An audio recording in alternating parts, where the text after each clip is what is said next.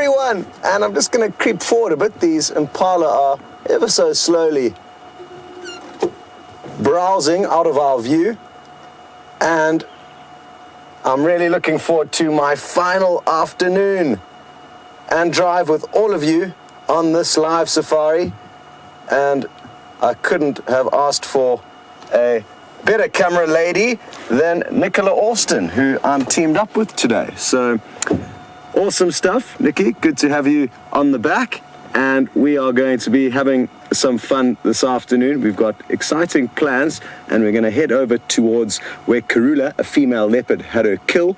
Interestingly enough, it sounds like she's moved her cubs away from that kill. So she was seen moving quite far south away from that kill, moving her cubs away, which is a clever move on her behalf because a hyena came into that area last night. Now, I'm guessing she's going to have nestled the two little cubs somewhere safe, and she's going to probably have come back, or possibly have come back for a meal. So we're going to head across there. It's a very hot afternoon. It's 32 degrees Celsius, which is about 89 degrees Fahrenheit. So not expecting huge amounts of action from the cats early on, but that may well change a little bit later. We've got Jamie out in the other vehicle, and she's teamed up with VM on camera. And for those of you who may be joining for the first time, it will sadly be the first and last time with me as your guide, as I'm going to be leaving along with Nikki, who's been a director here. And she's just getting an afternoon out behind the camera to change things up a little bit. It's happened a couple of times. This will literally be, I think, the third time. So we're really excited about that, but do forgive her if she has any shaky camera moments. And my name is Scott, which is useful if you haven't met before. We've got a whole big bunch of giraffe tracks on the road here, and you can see them all littering the road, heading down in that direction. And off those go. Very good.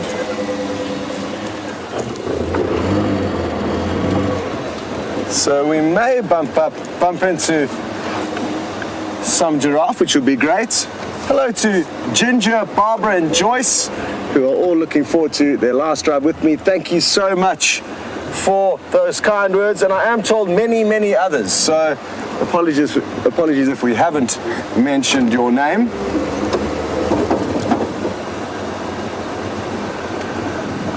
It certainly is bittersweet. We have both loved every second of our Safari Live experience, and a lot of you have been there.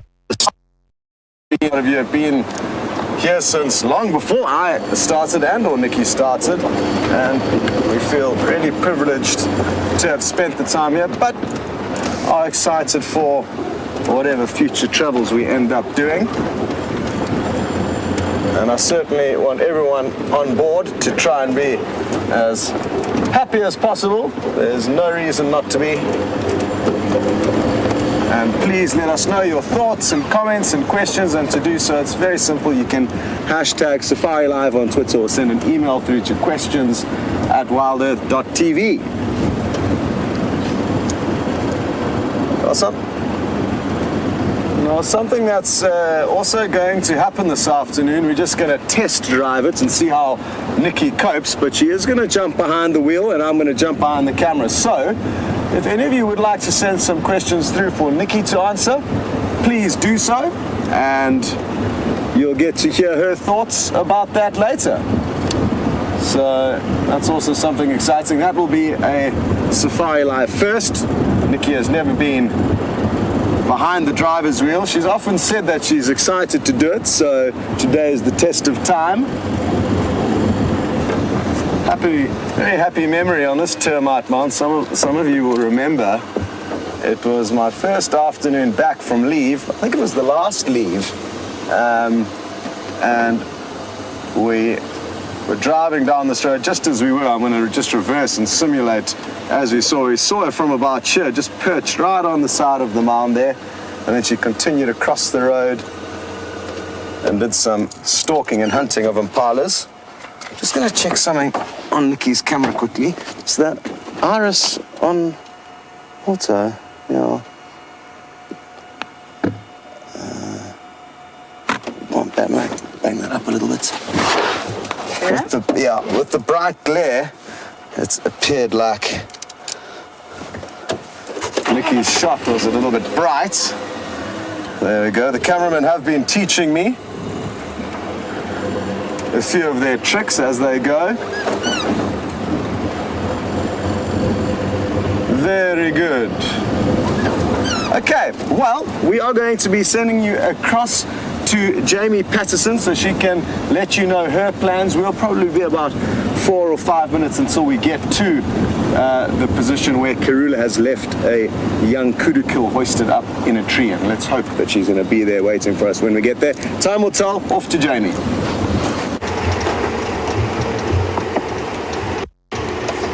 And a very good afternoon to all of you. And on this very sad last day for all of us here at Wild Earth, for Scott and Nicki, it does hold exciting prospects for both of them, so we shall try not to weep too much on our drive.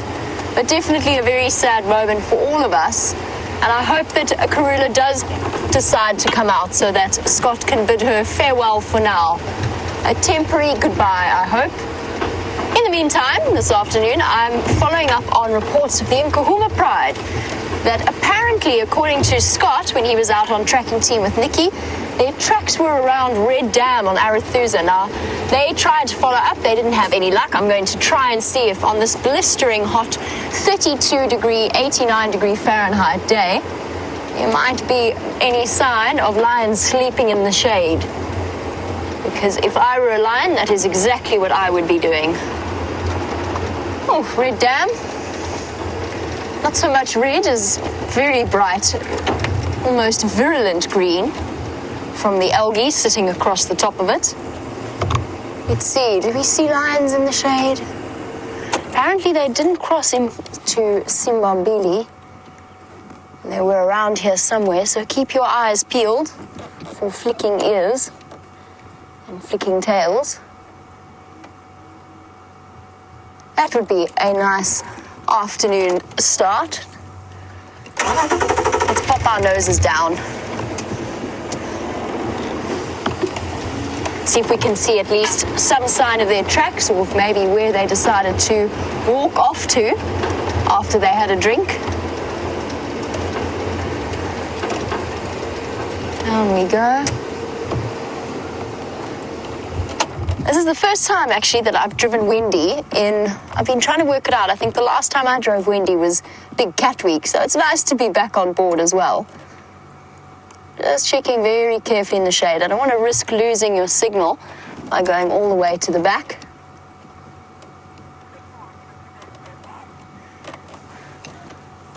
On days like today, tawny shapes of lions hidden and lying down in the shade can be tricky things to spot. But I think our next step, well done, Wendy.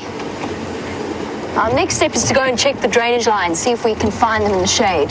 So for new viewers, when I talk about the Nkahuma Pride, I'm talking about a pride of 5 lionesses, 2 adults and a sub-adult that I think has nearly earned classification as an adult. She's coming up to about, I would say, probably about 2.5, 3. So she'll be having her first litter of cubs in the next year or so and officially graduate into adulthood. Apparently, while I was away, you all got to finally see one of the Birmingham boys as well. They've been spending plenty of time around Cheetah Plains, but one of them decided to pop onto Djuma and come and visit. Just checking very carefully down in the shade in the drainage line. As I said, it is blisteringly hot. There's a little bit more groundwater than there was when I left, so they might have decided to move on further. But I'm hoping they've stuck around this area. Doesn't seem as though they have crossed into Simbambili. These drainage line systems are a perfect hiding place for cats to lie in the shade. Viv and I were just talking about the one afternoon that we shared around at Red Dam, which I still think has to be one of my most incredible sightings to date, which was when Karula and Tingana were mating here a couple of months ago. And the Solana pride were actually feeding off a buffalo carcass that had fallen into the drainage line. And Tingana and Karula had originally been feeding on that, so the two mating leopards had originally been scavenging that carcass. And they decided to make their way back there after morning spent mating, and they weren't really paying attention. And there was a very, very close call between Tingana and Karula and the young Solana lion males. And they chased Karula up into the tree, the knobthorn around Red Dam. Quite a fascinating sight. It was very stressful for a brief moment. Luckily, the leopards, despite the number of distractions around, were on their toes and aware of what was going on around them. Come on, Nkuhumas. Lots of water here. The other thing about being away for a while is that you sort of lose track as to what's going on with the animals. Usually when we're out every day, twice a day, you're aware of, for example, when the Nkuhumas are looking hungry or when they're very full, if they're going to be hunting and taking the opportunity, or if they're just going to settle and spend their day lying up in the shade somewhere. At the moment, I don't know exactly how hungry the Nkuhumas are when last they ate. I'm also checking the area quite carefully for any predatory birds, so birds of prey, as well as vultures. And if we see any of them sitting in the trees, either with leaves or on the dead trees, and patiently watching the ground below them, then we'll know that that's where the Nkuhumas are hiding.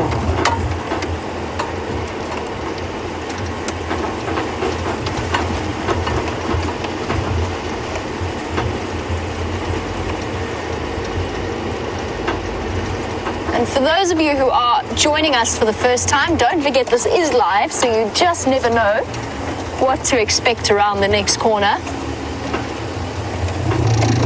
And don't forget to also send through your questions on hashtag Safari Live on Twitter, or you can email through to questions@wildearth.tv.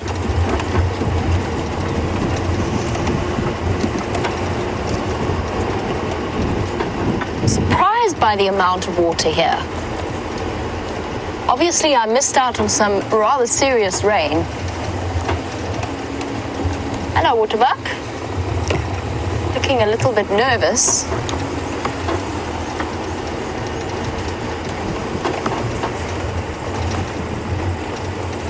See if I can catch up with this Waterbuck. She trotted away fairly quickly. There she is. Hey, girl.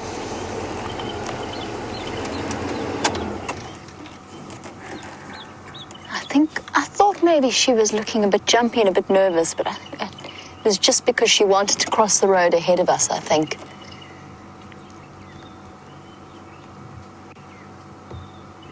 You saw that giant buffalo herd with James this morning. Buffalo herd is not a quiet thing. So I think if we don't have any luck around Red Dam, we might want to try and follow up on those buffalo and see whether the lions haven't decided to come and have a go and try and follow them for later this evening. In the meantime, while I continue my search for the Nkuhumas, let's cross back over to the gorgeous Scott Dyson and gorgeous Nicki Austin and find out what they're up to.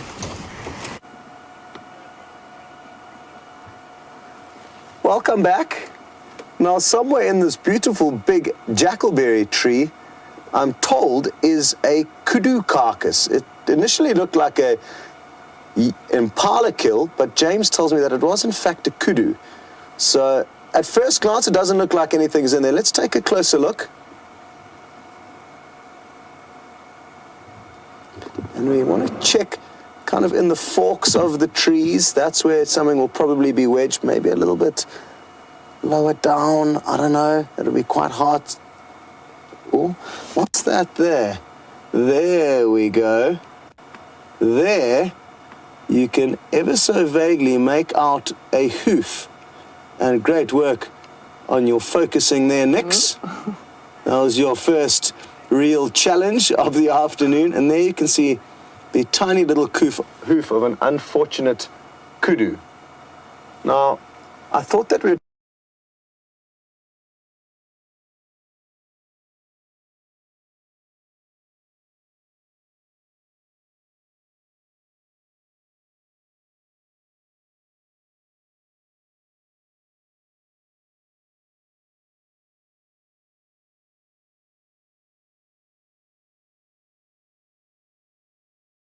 come down here. We are down in the riverbed, and I thought I'd come down here because I thought maybe we'd find Karula sleeping in the cool, shady areas in front of us here.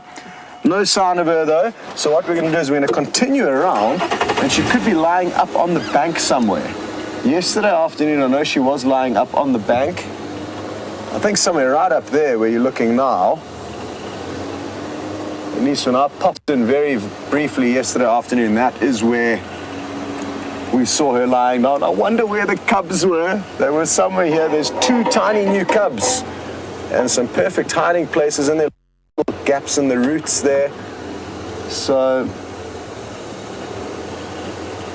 they survived another night, and every single night that they do survive from here on in, they're going to be a lot closer to making it to adulthood. They've definitely survived out probably the hardest few weeks of being a leopard cub, and those are the first few weeks. They're about 5-6 weeks old now.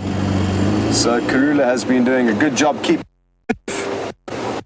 and we are guessing that that is exactly why she was seen crossing south out of Djuma this morning, taking them somewhere safe.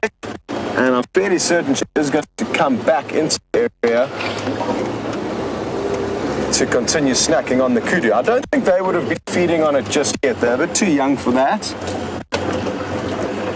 Usually from about 2.5 to 3 months of age, leopard will start feeding on meat, or at least that's what I've been told, and that's what I've seen in my history with them. But that is the beauty of being on safari, is that the animals often teach you new lessons. Squeeze tight, everyone.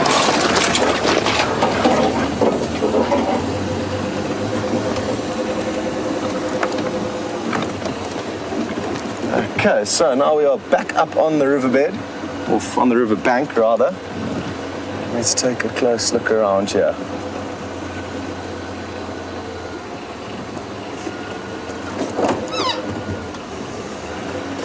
Hello to Country West, and thank you very much for sharing your first memory that you had with me, and that was on your first drive, obviously. And as we drove around a corner, we bumped into a big male lion. I'm guessing it was maybe one of the Matimba males, and ever since then you've been hooked, and that's such great news. Thank you for sharing that with me.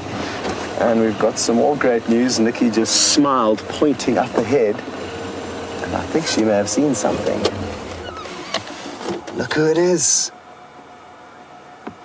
It's Karula, the Queen of Djuma, panting very, very heavily. But I don't blame her. Like I said, it's an exceptionally hot and humid afternoon, and imagine having that beautiful coat to contend with in this weather.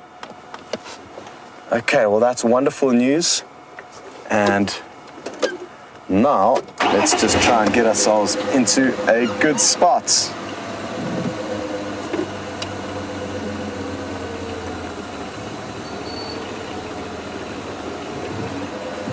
Now, I don't want to go too close to her. The fact that she's having to raise cubs at the moment is obviously tiring business, so she may be a little bit moody, that coupled with the heat. So we're just going to try and very slowly creep into a spot where we can get some.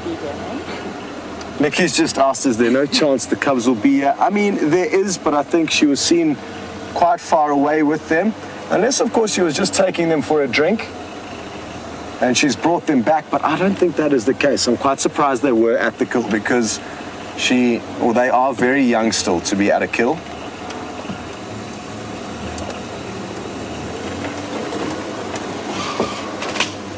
Okay, well, I'm just going to stop here. There are 1 or 2 branches in the way of her face, but she's lying up just there. And thankfully, Nicki's a little bit more elevated than me, and her face is in a perfect little gap of this buffalo thorn tree in the foreground. Hello, Jack. You would like to know if Karula isn't far out of her territory here. And no, Jack, I don't think so. Her territory basically encompasses the entire portion of Djuma, which is around 1,200 hectares. There's maybe small fringes of it that her daughter Shadow occupies, and maybe another female to the north. unlike humans who often have very square or defined properties, animals may be not so rigid, and I think that is certainly the case with her. Also, always changing, depending on her needs and the needs of other leopardess, there will be huge fluctuations in their territory over the years. But right now we are fairly close to the central parts of Djuma, so she's comfortably within her territory, which is critical during this stage of her raising her cubs. It would be hugely unwise of her to try and raise cubs in another leopardess's territory, because if that other leopardess did come across her cubs, she would kill them. Speaking of which, next, are you fully zoomed there? I think you might be. I was just wondering if we couldn't see any possible nursing rings or suckle rings, but I certainly can see a nipple. It's just above the horizontal branch, very close to the kind of crook of her leg there. You can just see a very light caramel spot in that white fern. Within that there's a little nipple, but on a hot day like this, you may have found she's left the cubs early this morning, filled them up with milk, and then she subsequently come back here, and that's why her nursing rings may not be as evident at the moment, because they would have dried out and that fur would have unruffled itself and become a little bit more fluffy.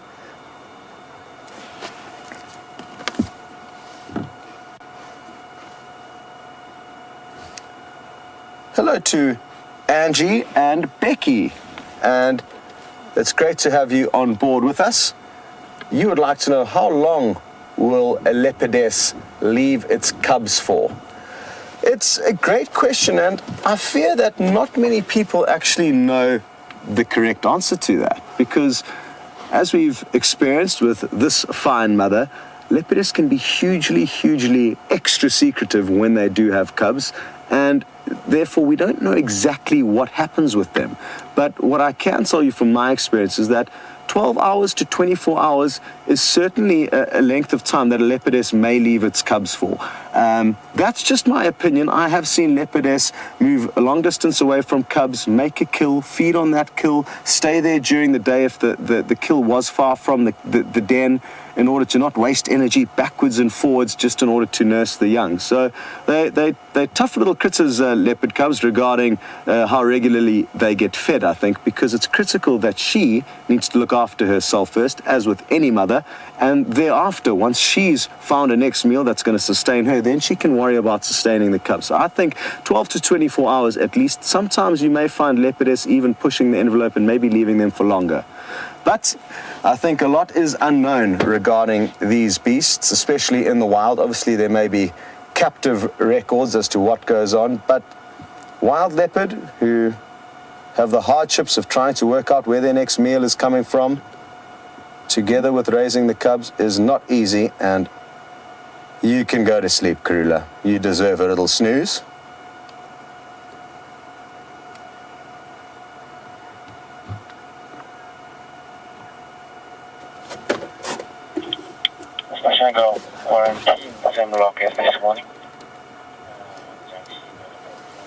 Well, good news is that Quarantine, a previous offspring of this female leopard, who had a brother called Kunyuma, he's just been found by Andrew. And sadly, it's not on Djuma, a little bit to the east, away from us, but happy to hear that one of her 3-year-old sons is doing well. It sounds like he's made a kill as well. So mother and son are in a similar state this afternoon.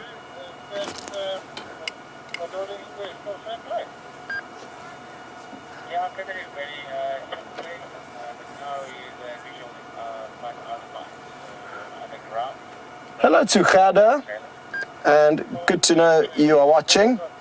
Khada, you've mentioned that the cubs are about 6 weeks old now, and would like to know if this is this age where she will start moving with them from the den. And Khada, I think she's been moving with them permanently from the day they were born. Not permanently, but I think she's had multiple den sites over the last few weeks. I may be wrong, but in those times the cubs will need to move from place to place, and she might carry one while the one walks. Let's see what happens here. Next we've got some little crested francolins on the scene, and they are heading towards her, and I think she's going to hear them, and we may see a second kill. Oh, no, next, let's check out what she's doing. Sorry, I'm whipping Nicki all over the show here. Oh, no, she's just turned around, like turning her back to the francolin, so that's not what we wanted. But she is looking up into that tree, and maybe she's thinking of going for another meal. It's going to be interesting, though, when these crested francolin do see her. The kill's just up in that large tree over there somewhere. I don't think we can see it from here. So, yes, Gerda, I think they would have been moving quite a bit up till this point. But like I said, it's just so hard to tell because we haven't seen her, so we don't know what she has been up to.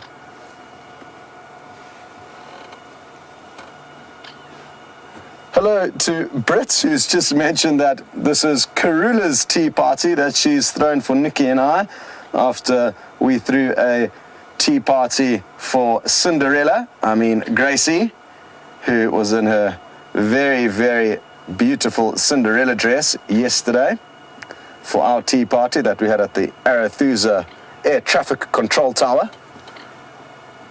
Yeah, the little crested francolins.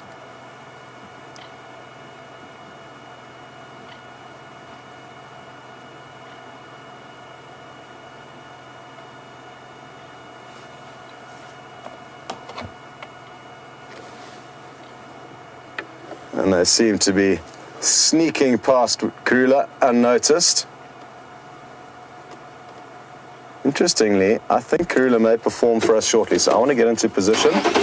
She keeps looking longingly up into that tree. So let's see if we can't get into position and wait for her. Failing that, I mean, at least we'll be able to show you what remains of the kill if she doesn't decide to move up now. And while we go there, I'm just going to update the guys on the radio that she is in fact in this area. Can I get an update?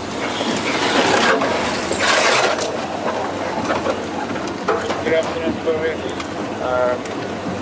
Very much younger than actually were foreigners. We're going to have to do quite a big loop around. No, we won't actually. We can squeeze through here. So we should get a very good view of this kill that she's made.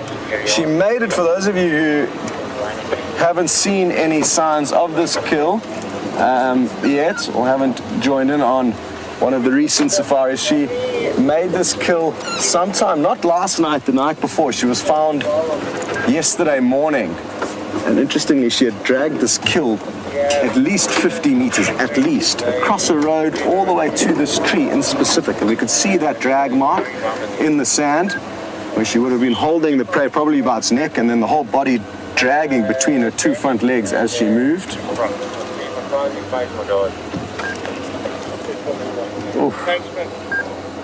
It's not going to be easy to get you a gap from here. Let's see if we can snap a gap from over here.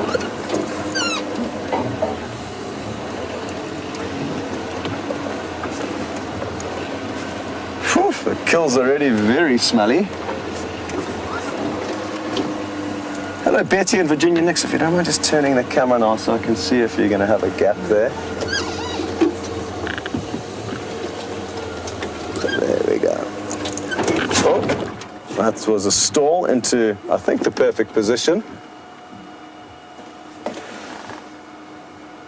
And there you can start to make out that lighter shade of coloration there. There's the kill. Not easy to see. There's not too much to see, although you can clearly see the fur there. There's a lot of meat left there, so that's good news for the Queen of Djuma. She's still got lots of food before she needs to worry about her next meal. Hello to Betty, who would like to know if there's any chance that the cubs will start trying to look for her. And I think it's highly unlikely that they would. I mean, those cubs that do, Betsy, sadly are going to be the ones not to make it. So generally the process of evolution and genes and genetics will mean that the cubs that do try and perform those stunts are the ones that not make it, like I say. So they're probably just going to be quite well behaved. I'm hoping if they do make a noise and tumble about and roll around from side to side and fight with one another, that is going to create a lot of attention to them and could get them into trouble. I'm going to try and get that radio update through now. Earlier on there was a bit too much traffic on the airwaves. Stations Karula is on site at the Bamba off Twin Dams Road, south of Elephant Carcass.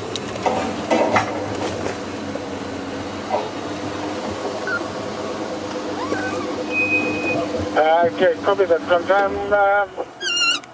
It's just only one more there. Yeah, just myself here, Tex. There you can see a different angle of the kill. Come and join you. Yes, no problem. Thank you. Okay. So, that's all that remains of the kill. I think we should also be able to get a gap of Karula from here. Maybe not, though. We shall see shortly. Ooh. I'm going to have to creep forward just a little bit.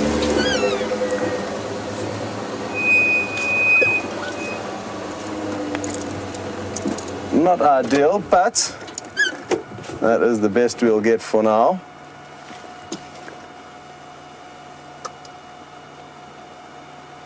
Now, there was a hyena in this area this morning. It could well have moved off and just banked the knowledge of the fact that there is a kill here. Obviously, tricky business for a hyena because it cannot climb a tree like this, so absolute torture.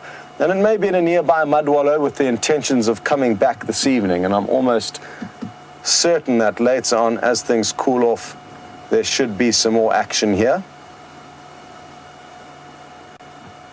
Yes, Karula, I think some more hyena will be coming, sadly, but you've done a very good job and already got your kill safely hoisted up into the tree. Interestingly, I've spent time in areas where some leopards, one day they'll hoist, the next day they won't. Even with cubs, you know, they'll feed with their cubs on the ground, kill on the ground. Hugely dangerous scenario to be in. You've got your, you know, jaws crunching on bones and you've preoccupied on feeding, and that's when something sneaks up on you. But thankfully she hasn't made the same mistake, at least not today.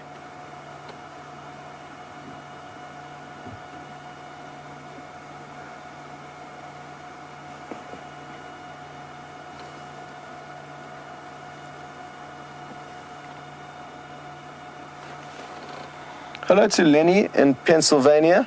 You are wondering about leopard cubs and their ability to survive, and whether or not they're learning, or the sooner they learn to climb a tree, will that kind of guarantee the fact that they'll be able to survive? Sadly not, Lenny. Even the little cubs that she has now probably will be able to climb, not very well though, and even from about 3 months of age, they can climb, and then they are going to be moving from kill to kill. So there they are, time after time, kill after kill, they are going to be exposed to the threats that are associated with kills, and they will be able to climb. But it's like being able to ride a bike during your first week. You may be able to consider yourself a bicycle rider, but not a very good one. And I think the same applies for leopard cubs. They can climb trees, but not very well, not as quickly as they would like. And I would say once a leopard cub is upwards of 6 months of age, then the future's beginning to look bright. But anything before that 6-month period is an absolute lottery. The odds are sadly stacked heavily against them up till that point. Obviously, every day up to that point, their chances of surviving increase. But only from about 6 months of age would I start being able to think, okay, there's a good chance that these are going to make it.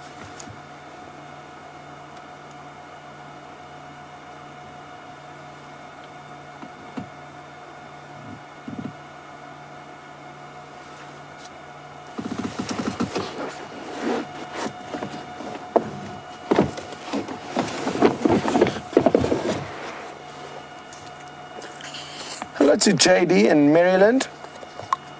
You are wondering about the coloration of these animals, and now that we can see her lying on her side, she sticks out quite easily. And you're wondering, why doesn't her whole coat simply have that more mottled caramel gold coloration with the black rosettes as opposed to the white?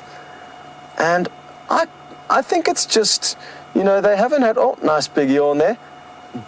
I just don't think they've got the reason or need to be able to cover that part of their body or conceal it or change its color, because when they are stalking their prey, that is flat to the ground.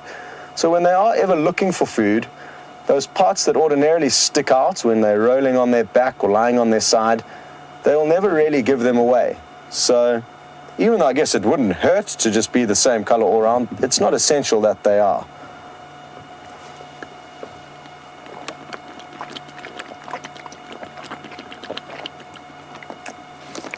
Ooh, you can probably hear me glugging on some ice cold water. Ooh, it's very refreshing. Now it's Nicki's turn. That's why you can see the camera going up and down. She's trying to drink and camera lady at the same time. Hello to our beard, who would like to know, what is the biggest prey that a leopard would kill? Sure, I'm quite impressed with the kudu kill that she's made here, our beard. It's quite a big kill for a leopardess. Obviously, male leopards can make far bigger kills than female leopards. And this kudu, even though it's a youngster, it's not tiny. Difficult to tell from this angle, but it's not a newborn. Could be a couple of months old by now, judging by the angle that we're looking at it from. But yeah, I'd say something up to twice her size is definitely possible. Easily up to twice their body weights a leopard could take on. And not hugely different for the male leopards. I've seen male leopards with adult kudu kills, and an adult kudu will weigh upwards of 400 pounds, and a big male leopard will only weigh about 200 pounds on average. So they are said to be one of the strongest cats pound for pound, and I could agree with that. I mean, the mere fact that they can hoist kills of their own body weight, sometimes even slightly more, whilst carrying them in their mouth. I mean, imagine putting something heavy in your mouth, even if it was comfortable, a comfortable grip that you could chew onto, and then have this big weight hanging below your own body weight, and then even climb up a step ladder. I mean, think about that, and that's not going to require any skill. What did I just hear there? Did you hear that, Nix? I think it was her. I don't know if, as I turned around, she was completing a growl. Maybe she had a burp mid-growl. I think it was a burp. Yeah, it seemed like a burp mid-growl. She would have no reason to let off a growl, but I quickly turned around just to make sure we weren't getting on the wrong side of her. Just like humans, animals can sometimes be a little bit moody. But judging from her behavior now, it doesn't look like that's the case.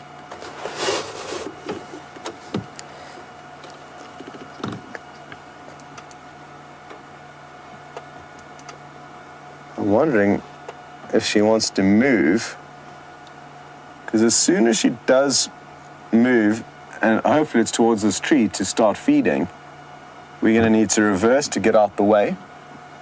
But I'm ready for that, so just to keep you guys updated with the plans, we're kind of currently in her way to the kill. She could obviously very easily get around us, but we don't want to have to do any extra work.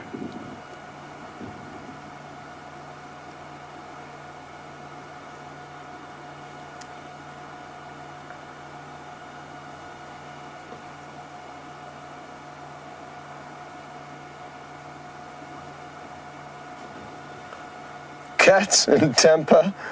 Yes, it's not easy being a leopard mother. Imagine having to leave your newborn offspring away from you in such a dangerous place with no protection, no babysitters, while you go out to try and get the next meal to feed the family. Incredibly, incredibly difficult. And I think us humans often forget how easy our lives are compared to the wild animals. All the assistance and aid we get from doctors and babysitters and general security that we can provide to our youngsters. Well, at least hopefully some of us can, or some of us will be able to in the future. Let's move back a little bit now and see if we can't get ahead into a slightly better spot there. There we go.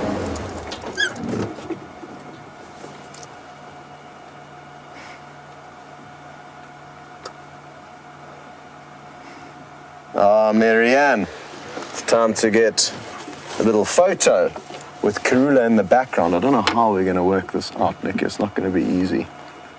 More? Hello? She's too, Nicki doesn't like the lights apparently. There you go. Oh, well done. You see, Marianne, it's difficult with Karula behind all those bushes. You're not going to be able to see her if Nicki's focused on me. But we tried to get that screenshot opportunity with me and my ex-girlfriend over here before Nicki came along. Ruined everything for Karula and I.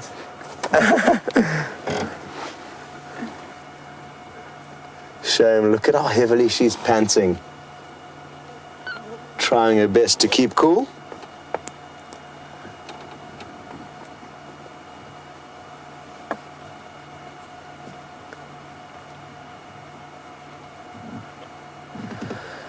Hello again to Kat, and I hope all is well in Florida.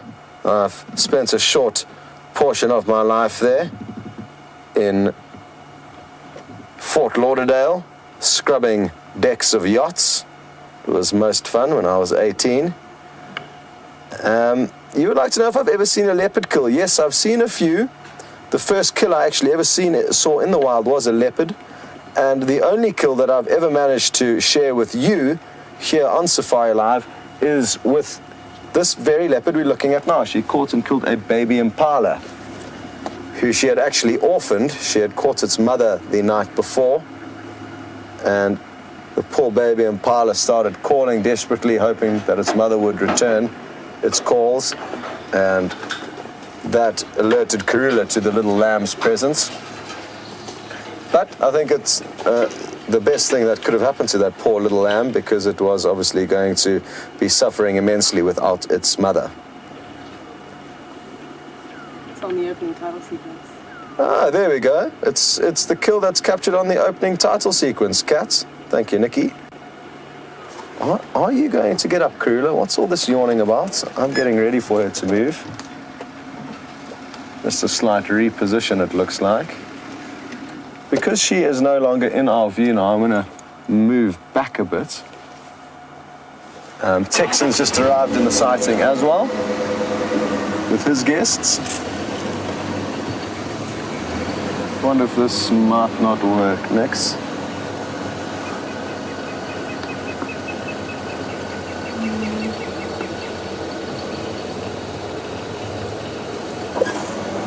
It's as good as it's going to get for now, sadly. Hello to Isabella, who's just 5 years old, and you would like to know if Karula misses her cubs while she is away from them. And I'm sure she does, Isabella. I'm sure she's constantly thinking about them, thinking, when should I go back? When do they need their next meal? I definitely think she does have them at the top of her mind. Nicki's just huffing and puffing now because the smell of the kudu kill is wafting directly down into us, and it does not smell very tasty. It will, of course, be quite tasty for Karula, because the more mature it becomes, the softer it will become and the easier for her to feed on. But I can assure you it is not a pleasant smell, although the wind is thankfully wafting, and it's temporarily not wafting towards us.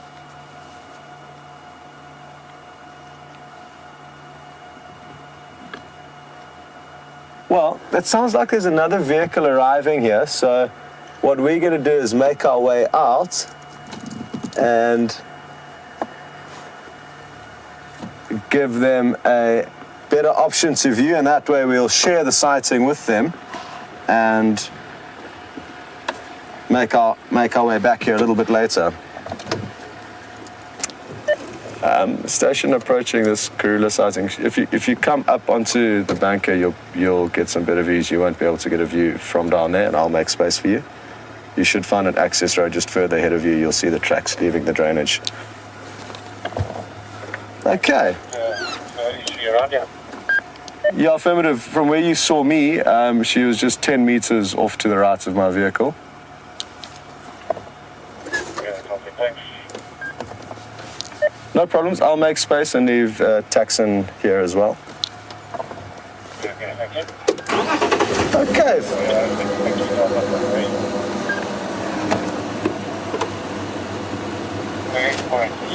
Well, very good.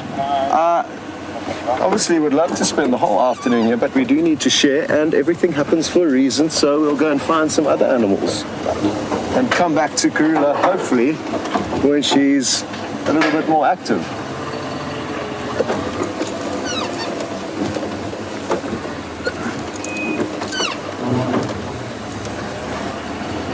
Shame, it appears like Jamie's vehicle's not doing the best regarding signal. It's recently been off at the health spa, and although the engine may be running perfectly now, some of the technical side that gets the broadcast out to you is not. So that's why you haven't seen her for a few moments, but she is in search of signal along with other things. Never did I think in my guiding career that I'd have to worry about searching for signal during a game drive, but that is certainly a price worth having to pay for being involved in this wonderful live safari experience with more people on Earth at safari together at any given time. There's no one else doing this. We are part of a revolution, the safari revolution.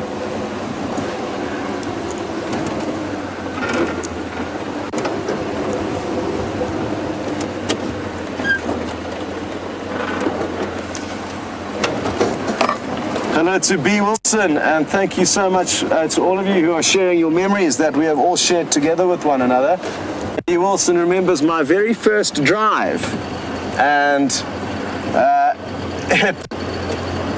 it was probably, you couldn't have asked for a better way to start off. I got called by Peter Pretorius, who had found a wildebeest that had just started giving birth, and he very kindly brought the vehicle back, got me into it, and said, "Go on, it's time to start your safari live career with the wildebeest that's about to give birth," which was very kind of him, and it was a very memorable way to start. It was the first kill that the first birth that I'd ever seen. Interestingly, though, what you wouldn't have known about, and what I've never told you, is that the plan was to head out at call it 7:30. So Peter was going to do half the drive, and then I was going to do the second half. So I looked at my watch, and it was like 5 to 7. I still had 35 minutes to go, and I thought, okay, well, I need a visit to the lavatorium. And there I was in the lavatorium doing lavatorium things, and I just heard somebody screaming, "Scott, Peter's here, it's time to go." There goes a vervet monkey clambering up this tree. Let's see if it stops in a spot where we can see it. Or is it going to hide out of view? Oh, it looks like there's some more coming. Nix is already on the ones that are on their way here. So, oh, watch this. It's going to jump up onto the tree there. Bump. And I think it's decided to clamber up. But, oh, there it goes. Well done, Nix. Nix is making this look a lot easier than it is. I think she is a natural camera lady. Considering this is only her third time behind the weapon, I think she is using it incredibly well. How beautiful is this ginormous jackalberry tree where the monkeys have disappeared into? Let me see if I can't get another gap of them somewhere here. Oh. It's going to be tricky. They're sneaky customers, these vervet monkeys. And Andreen, I'm glad you agree with me that Nicki is indeed a natural camera lady.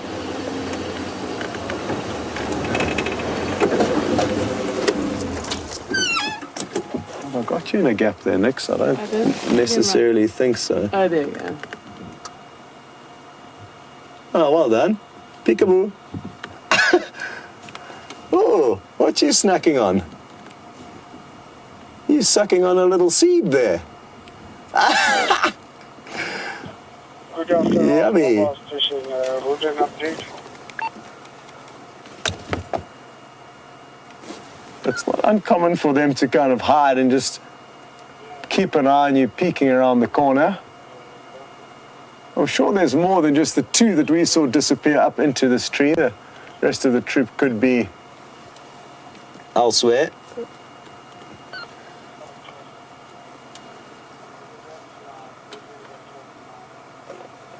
Okay, very good.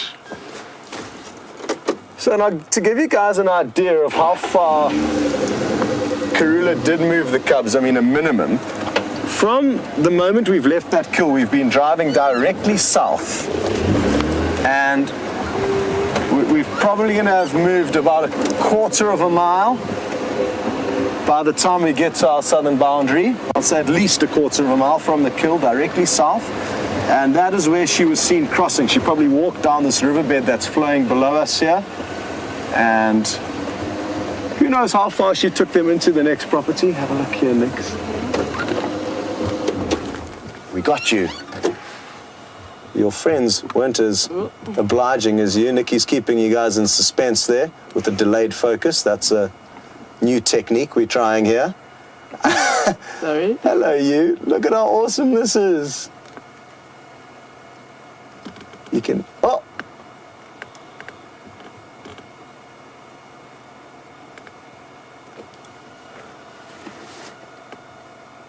Oh, no ways, Nix. I'm going to have to creep forward a little bit.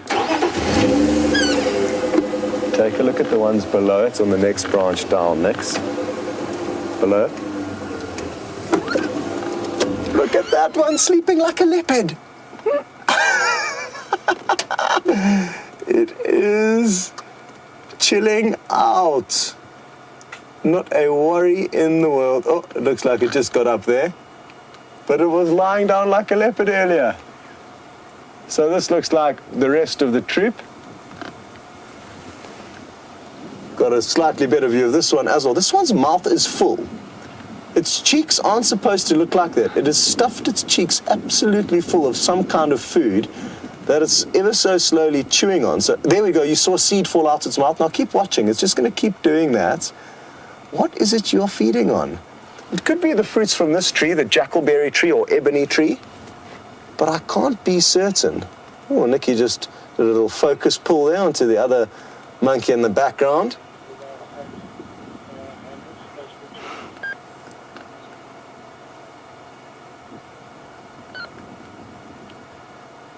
We sadly don't get to spend as much time as we would like to with our primate cousins, and it was really wonderful to see that one lounging about in the tree there, and also to see these others nibbling on whatever fruit they've jammed full into their jaws.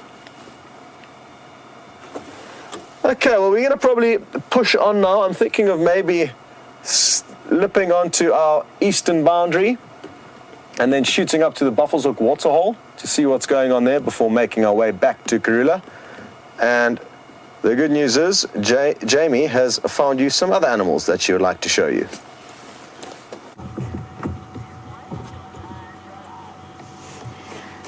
I had some signal. I also had some Inyala to show you, but unfortunately, while Scott has found leopards and monkeys and all manner of fascinating things to show you, Voldy and myself have found 3 Inyala that are now gone. So we've done exceptionally well for this afternoon's work. Their fluffy tails disappearing into the bush. Let's see if we can try and get another view, but I don't think so, unfortunately. It's just one of those afternoons. I'm also making my way back towards Juma. There, see, I promise there's an Inyala in there. There's an ear. There's one eye. Definitely our sighting of the day. What do you think, Voldy? Yeah, well. Award-winning. We can go back home now. We can go home now, Voldy says. So yes, there's 3 female Inyala hiding in there, and while I've been watching them, And I think I'm actually going to continue because I don't think our view is going to get any better than that. While we continue, I've just been thinking about, oh boy, here we go, Wendy.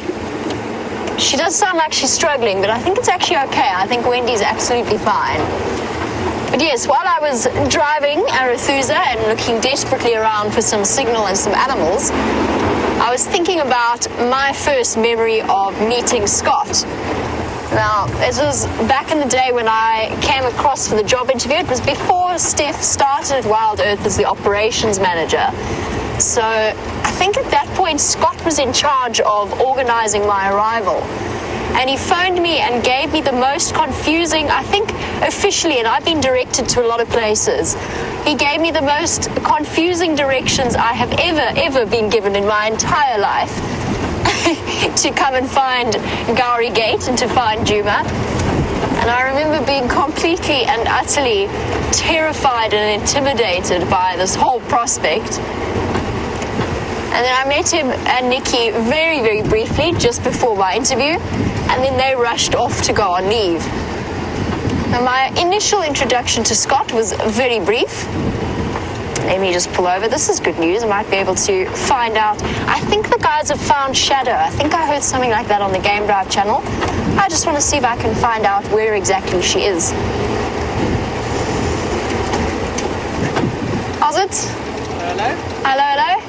Hi. Hi, I'm Harry. I'm Jamie. Nice to meet you, Harry. Nice to meet you, James. Do you know where they've got Shadow? Or how's it? Sorry. You no idea where they've... Okay. I'll see if I can find out for some of the guys. I can't hear on the Game Drive comms. Cool. Okay, no. All right. Cheers, guys. Cheers, guys. Bye-bye.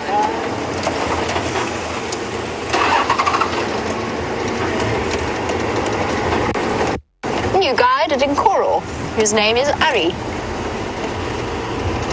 So I think that they found Shadow somewhere around. It sounded to me like they'd found her on Simbambili, but it was a little bit difficult to hear the update. So I'll try and get hold of that information for you and keep you updated.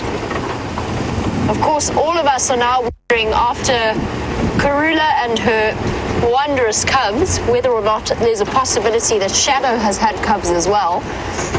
As far as I know, nothing's been discussed amongst the guides, but it was definitely, or at least nothing's been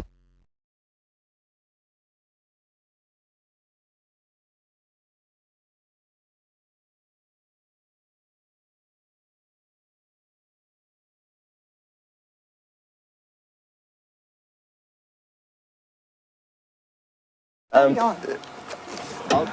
tell James to show you. Please do, Mr. Kidd and Mrs. Kidd, and the rest of you have a wonderful safari. Hello, everyone. We're just having a chat with Taxon's guests, and it turns out I know one of the couple's sons. So what a bizarre place and what a small world it is. Okay, guys, good luck and wonderful to meet you. Enjoy the rest of your safari. And your new venture. Thank you so much. Thank you so much. Make sure you log in and send through some questions. You get prioritized if you're an ex-guest. Cheers, everyone. Bye, guys. Wow, what a crazy coincidence. We just started chatting and they asked how they can find out more about these live safaris and where they can tune in. And then the one guest asked about James. He said, is James your competition? And I was like, well, not really. We're all part of the same team. And then it turns out that James and one of the couple on that vehicle's sons, a guy called Jay, another James, worked together at Londolozi. And I also know James, the other James, not the one we all know. So it was wonderful just to chat with them. Sorry about Jamie's signal. That's why you did get rushed back to us.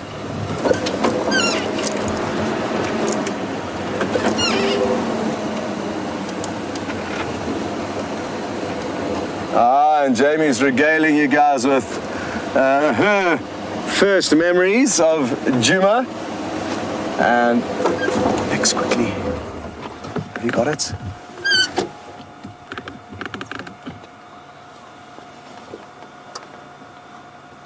Look at this. This is the best view ever of an African green pigeon. Look at how smart the colors are on this bird. And their Afrikaans or Dutch name, papegaaiduyf, is a very wonderful and descriptive word meaning parrot dove, which describes it very well. It's a fruit eater, and they are usually very, very secretive.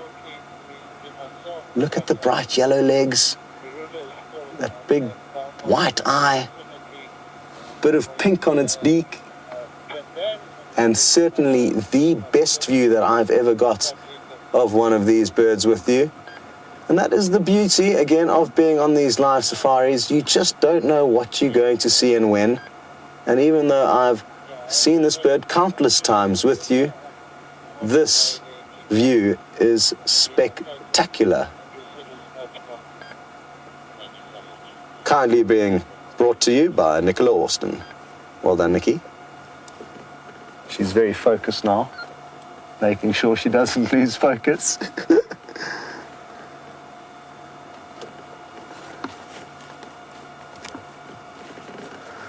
Oh, Janet in Baltimore, you would like to know about the bird feeder that I made last year, the nectar feeder. I made a video about it, which was probably the first mistake, because I thought it was going to be far more popular amongst the birds of this area than it actually turned out to be. It was never visited. I did give up filling it up with my rooibos tea and sugar mix. That was the nectar concoction that I was making for them. And what I can tell you is that those nectar feeders do take time to grow on the birds. They don't understand exactly what they are initially, and I don't think I tried for long enough. But I will be taking it maybe on my future endeavors with me, and hopefully I will get it operational somewhere, and I'll be able to show you guys some videos of it working at a later stage. All of my kind gestures towards the birds of Djuma have failed. My nectar feeder being the first, and my very high-end luxury cavity in a tree, which was designed as a nest site for the cavity nesting birds. The only creature that's been seen in it so far is a squirrel, and it wasn't even by me. I think James Henry saw that. So at least something spent at least a few minutes within that cavity, but in general it hasn't been hugely successful. Great. Well, I'm so happy we got the view of that beautifully colored papegaaiduyf. They've got a wonderful, wonderful call, the African green pigeon. But I don't think it's going to make it with us so close by.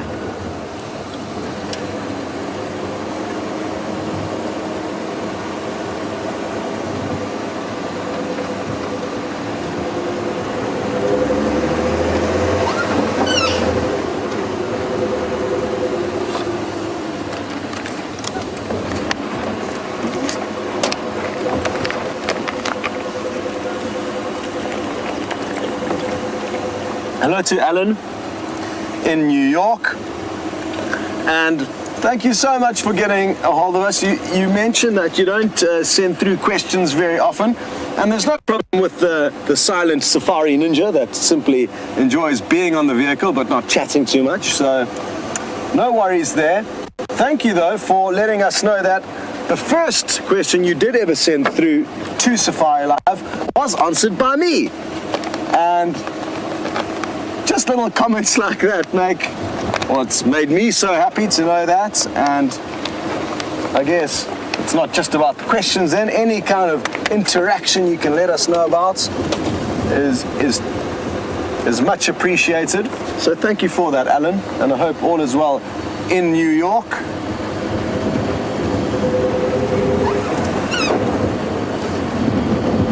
One thing I forgot to mention is that the last half an hour of the safari will be sat around a campfire. And really looking forward to that. We're going to be playing a few clips, some of which I have seen, others which I haven't. So I'm really excited to see those, obviously. And I would love you guys to all join in on that adventure.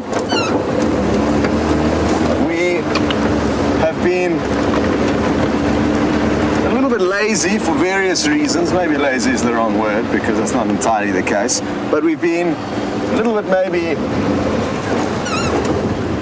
underprepared for the fireside chats, but we usually do them every Sunday night for the last half an hour of the safari.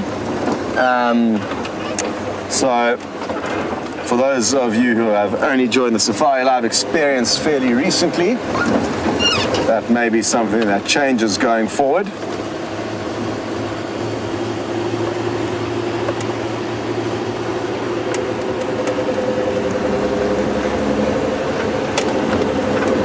Also, please don't forget to send through your questions that are going to be asked to Nicki. The next time you come back to us, you may be getting taken around on a wild safari by Nicola Austin herself, with me hanging on to the camera desperately.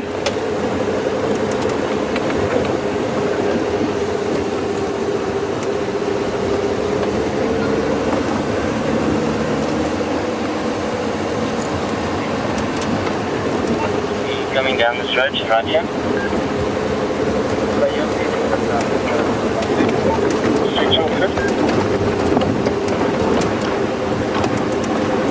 Just going to keep an ear to the Game Drive channel,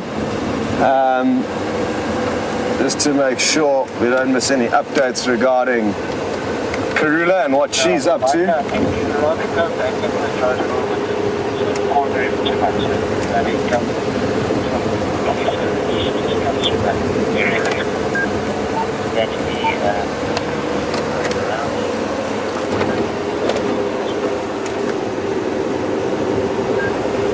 Okay, we shall be sending you back to Jamie Patterson for another update on her movements.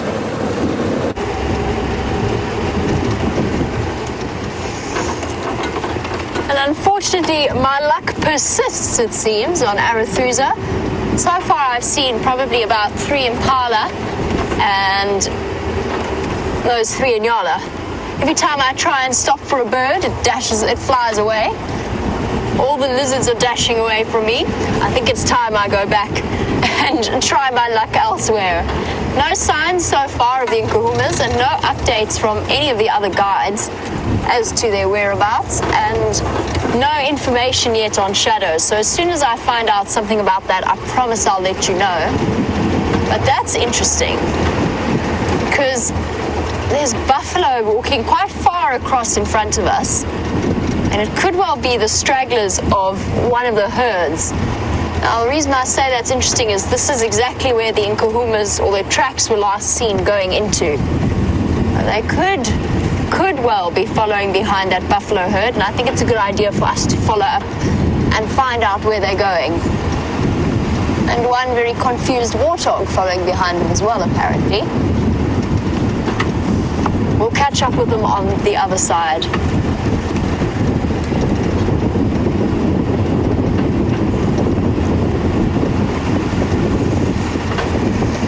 I just want to see what this impala's stopped for.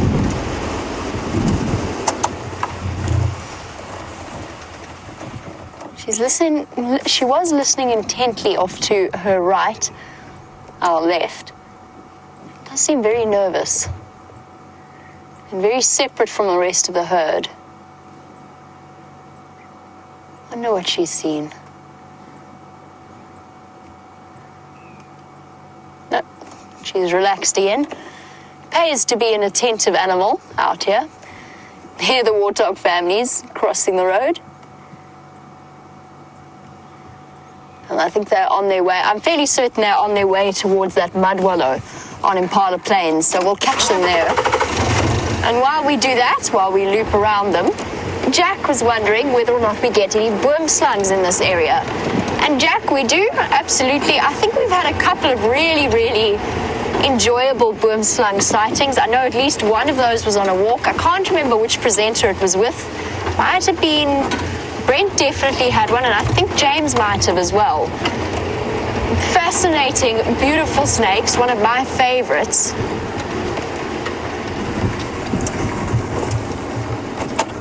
Hello, gorgeous. Please stay. Hello, beautiful boy.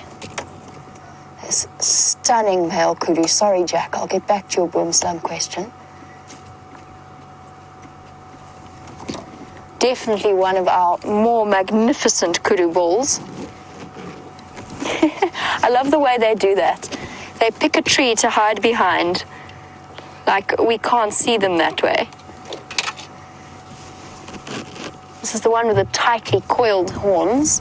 We've seen him along with Zeus, the widespread horned kudu, on a fairly regular basis in this area. There's a group of about 5 of these males of a similar size.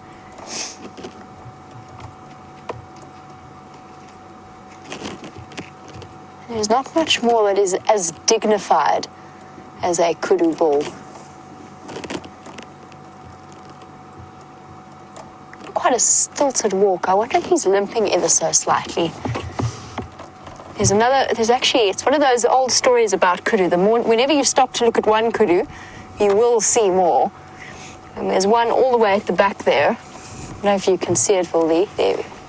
There we go. Let's go see which one that is. I'm sure it's this group of 5 kudu bulls.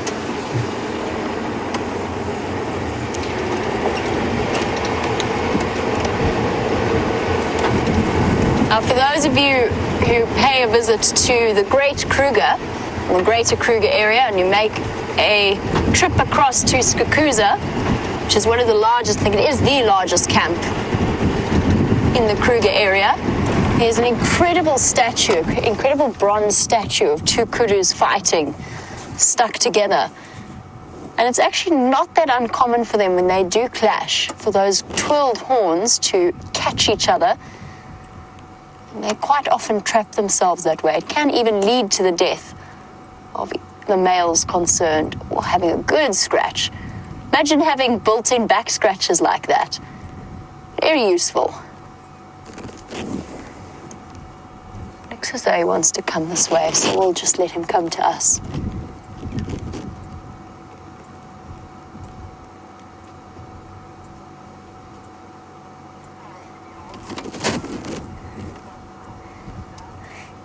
Sandpark's emblem, that is the kudu head, and you can see why with this silhouette and with this level of dignity, they're one of the most striking antelope out here. Now, I discussed quite a bit this morning. I discussed about myself and Brent's trip to the Kruger.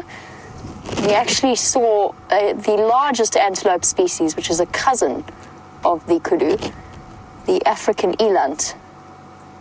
You forget, if you don't see those antelope for a while, you forget just how large they really are.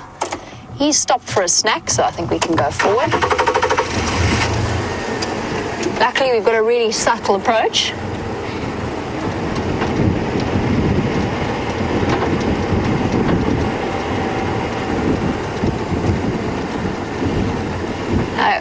Try and get a really nice view of this particular male.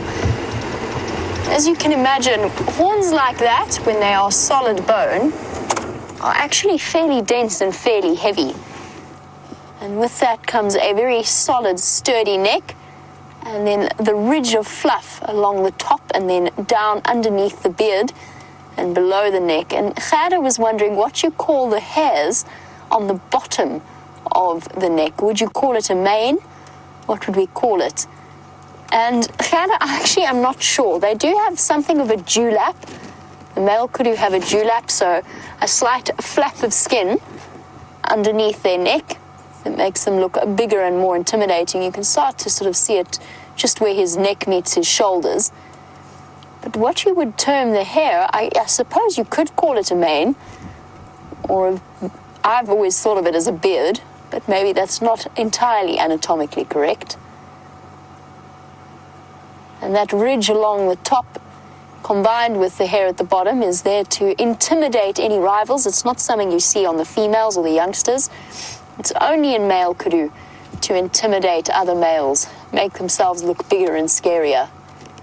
In very much the same way that Inyala have taken that to an extreme in their fluffy displays of the dance that they do. Here's our other kudu. Are you gonna get a fright, boy? Shall I just wait for you for a second? Let's see.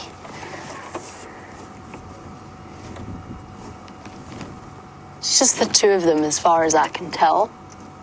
Now, kudu are interesting in that they don't have any kind of set herd structure. So although they are sociable animals and sociable antelope, they don't necessarily move around in set groups. They quite happily move from in little bachelor herds or little herds of females and their youngsters, and then will one day just move off on their own, or groups will split and come and go. So when I said that there were 5 males, we usually see 5 males together in this group as a whole, but it seems as though the other 3 have decided to move on.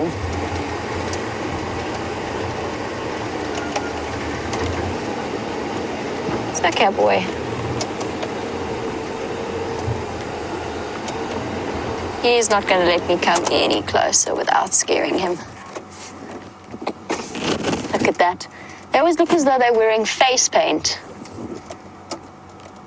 Like it's some kind of sporting colors or emblems.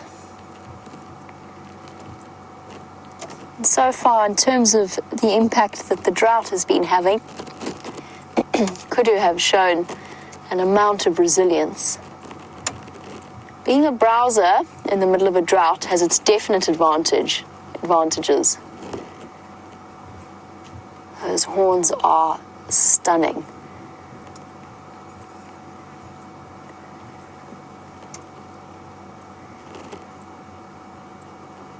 Definitely in my top list of the most attractive antelope species. One of the reasons he was so nervous as we came in is that he'd heard this group of impala wandering through. And it was just making him, he was aware of the noise, but he wasn't sure what it was. Now, we've always spoken about the fact that animals rely on their sense of smell and their sense of hearing over a sense of eyesight. I've completely changed my mind about that, because at this point I have seen what impala see and what they spot. It is next to impossible to be able to spot or to be able to sneak past impala without them spotting you. I was watching a cheetah in the Kruger Park try to approach and stalk an impala, and how on earth that impala saw her, and it was clearly sight. She was perfectly, the wind was perfectly in her favor. There was no way that they heard her or that they smelt her. You definitely don't want to mess with an or challenge an antelope's eyesight, because I think that they leave us in the dust when it comes to spotting movement. Now, I mentioned earlier about that we saw, the fact that we saw the kudu's larger cousin. Okay, boy. The eland, the largest antelope species in the world. And Valeria was wondering if the eland is the same size as the African elk. Sorry, not as the African elk. There's no such thing as an African elk, as an elk. And the answer is yes, they're very much roughly in the same region. I'm not sure of the exact weight of an elk, but an eland can weigh anywhere up to about sort of 900 to 1,000 kilograms, possibly even heavier. The largest one was about over a ton, so about 1.2 thousand kilograms, which is roughly equates to close to 2,000 pounds. So very, very heavy antelope. I'm not sure exactly how large or how heavy an elk can get, but it is roughly in the same ballpark in terms of shoulder height, as far as I know. Obviously, I'm working purely off what I know about them rather than having ever actually seen them. But an eland is a very large animal. Trying to get us a nice view. This should be quite a nice, at least nice light to view this kudu. Nibbling away.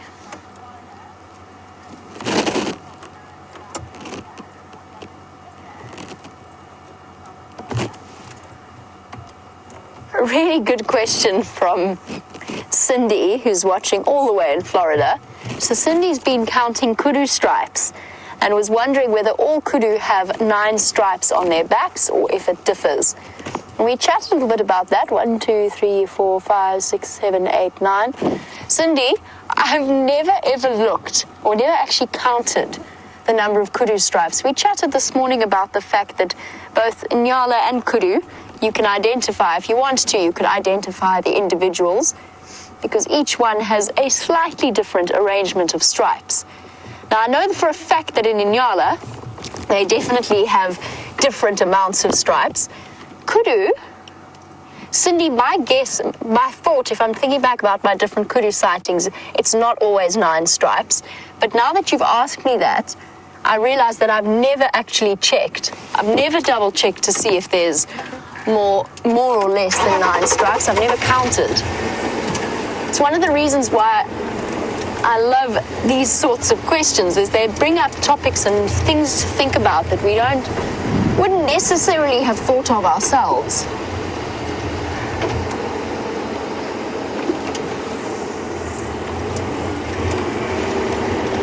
If we can catch up with these buffalo, since our kudu have moved into rather dense vegetation, let's see if they've decided to pop out.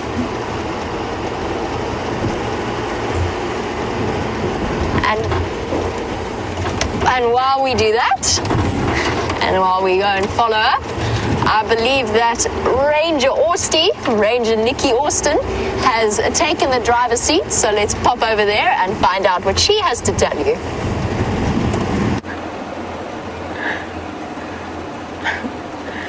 Hello everyone.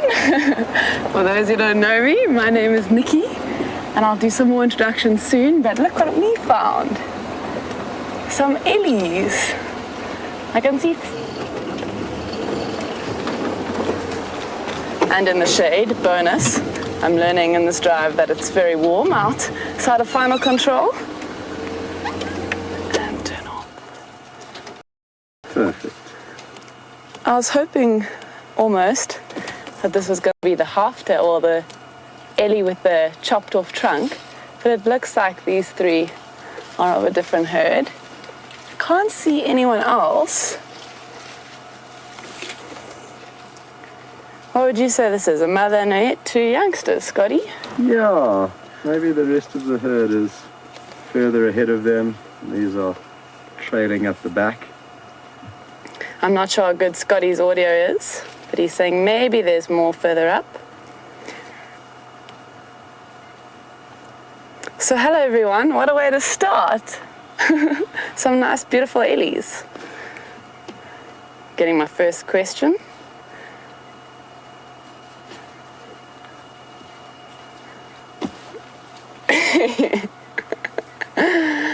Hello Miss Jen in Dallas. You've asked me which is more difficult, working in final control behind the camera or now presenting.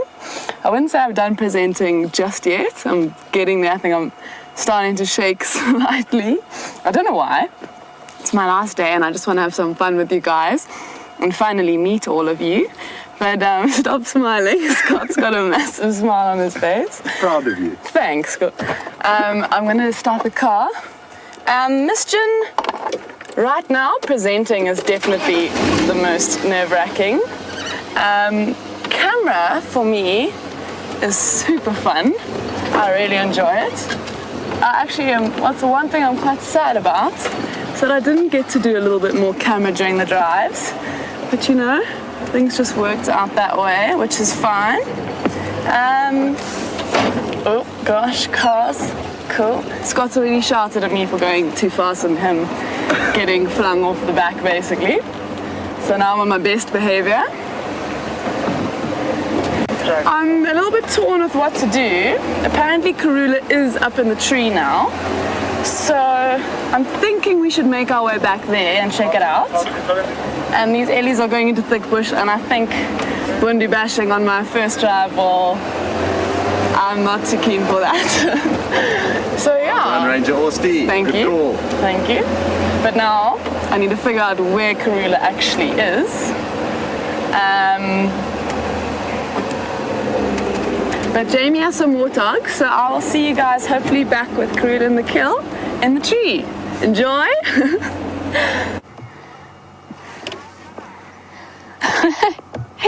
That is a very strange experience to hear that Nikki is linking to me. I bet that was an interesting experience for her. Shame. I'm glad that that was something she got to do before they leave. Well, at least I've been proved right on one score, and that's that both the buffalo and the warthog have popped out exactly where I expected them to, in the mud wallows and Impala Road, and I think that those warthogs were actually hoping that they might get a chance to have a wallow. Unfortunately for them, the mud is already occupied. Buffalo utilizing the spa possibilities of the bush.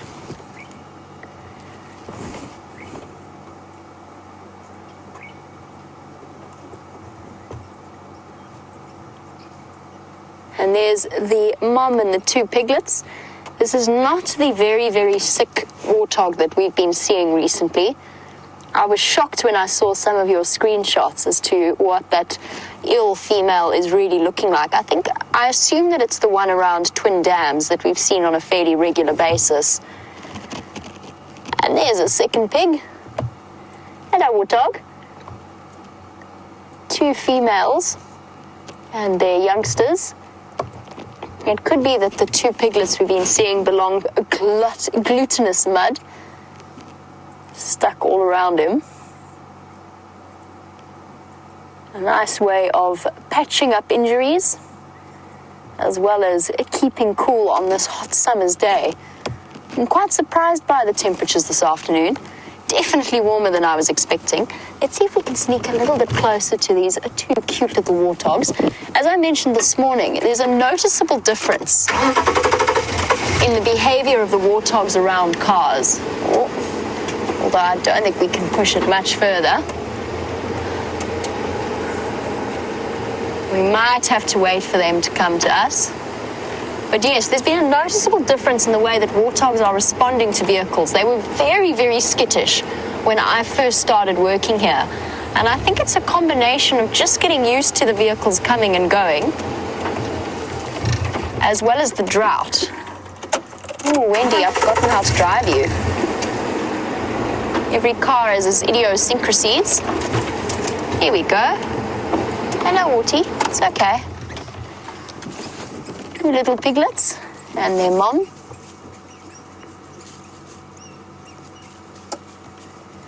Munching away. You could just start to see the beginnings of tusks poking through. These warthog youngsters are a couple of months old now. So they're starting to grow real tusks.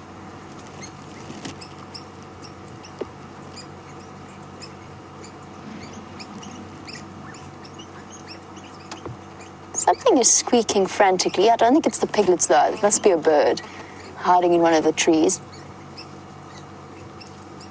Looks like two little females.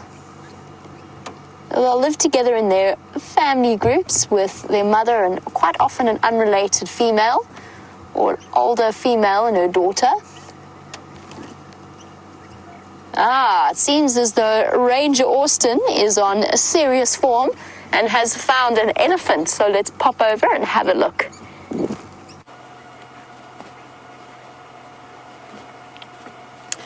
Hello everyone. We have just come across this beautiful Ellie bull, and he's actually opposite the bank of where Karula is in her kill. Karula's just jumped down, Gorge, and there's hyena. I just saw her jump out the tree. It's when the Ellie got the fright. Shall I go around? Yeah, maybe keep going forward. That's the big tree up there that she's just jumped Yeah, down. up in this big tree. I just saw out the corner of my eye her jump down, and a hyena took off after her. There's a hyena, I can see one now. Two, hyena. How's that angle? Come on. Oh gosh. Sorry, I'm forgetting to turn off the vehicle. Okay. Shame, man. So she's obviously just been chased out. She's got Ellie bulls, Karula, and hyena. That hyena doesn't look like any of the ones we know, I don't think. Can't see any notches in the ear from here. At first I thought it may be Corky. Are you sure it was her that jumped out, Nix? I'm pretty... Why, can you see her in the tree? No. I'm just wondering if we shouldn't go up onto the bank and try and find her. Yeah, 100%. Ellie is still over there, but he's doing his own thing, so we'll leave him to it. The reason why I think it was her is because I saw something almost... He's giving me a little head shake. I saw something flash, and then the hyena took off after her, so that would make sense in my mind. Okay, I'm just gonna go a little bit, hopefully picture's okay in here. This is my absolute favorite, by the way, guys. Riverbed cruises are the best. I love it, and it's not often a view we can give due to the signal. It's so frustrating for me in Final Control, but now I'm out here, so it's all perfect. Schmerz, Final Control. I hope the signal's okay. I hope everyone's still with us. Where should I go up, Scott? Further forward. Nice. I thought I would just be following birds and some canoe, you know, the general game. Now I'm getting a bit nervous. Gonna have to get my act together into... I can't even speak. Oh, as Scott says, squeeze tight, everybody.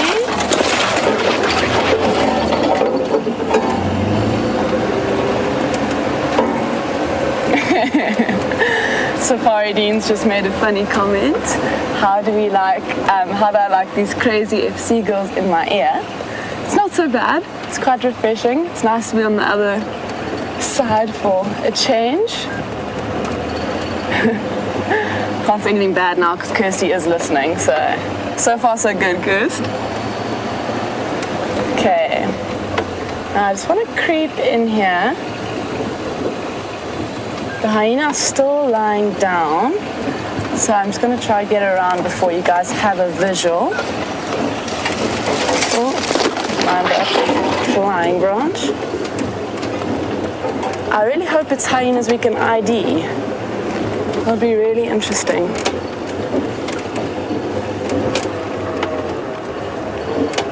Oh gosh. Sorry guys.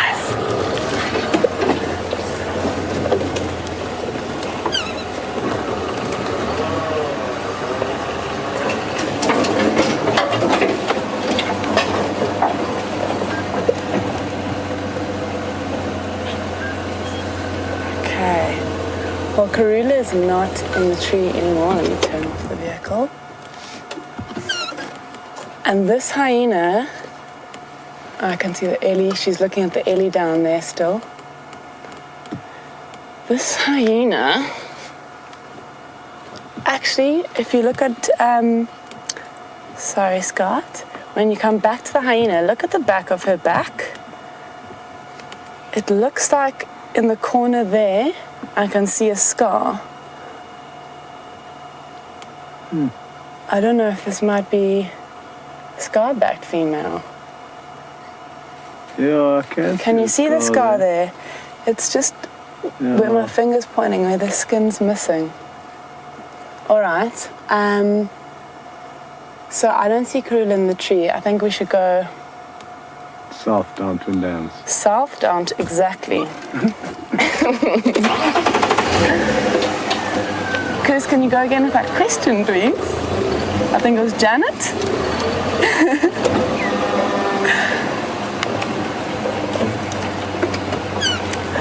Hello, Janet in Maryland. You are asking me, oh gosh, multitasking here. There we go. You're asking me what is my favorite animal to view in the bush.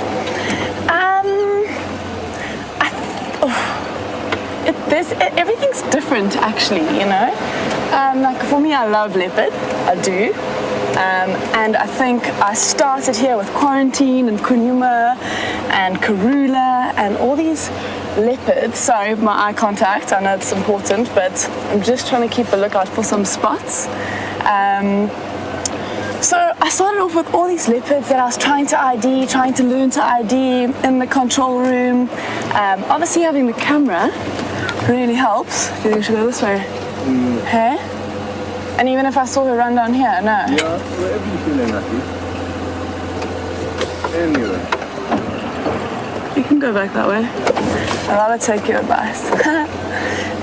So yeah, Janet, leopards would be my favorite, but I think when you're actually in the vehicle, Ellies for me are the most heart rate racing experience. That for me, I think on camera you guys don't actually realize how massive they are. And when you're in the vehicle and not in final control room or watching from your screen, it's very different, and they are huge. They are so huge, but I love them. They're awesome. So being out in the vehicle, definitely Ellies, but I think viewing behind the screen, leopards would be my best.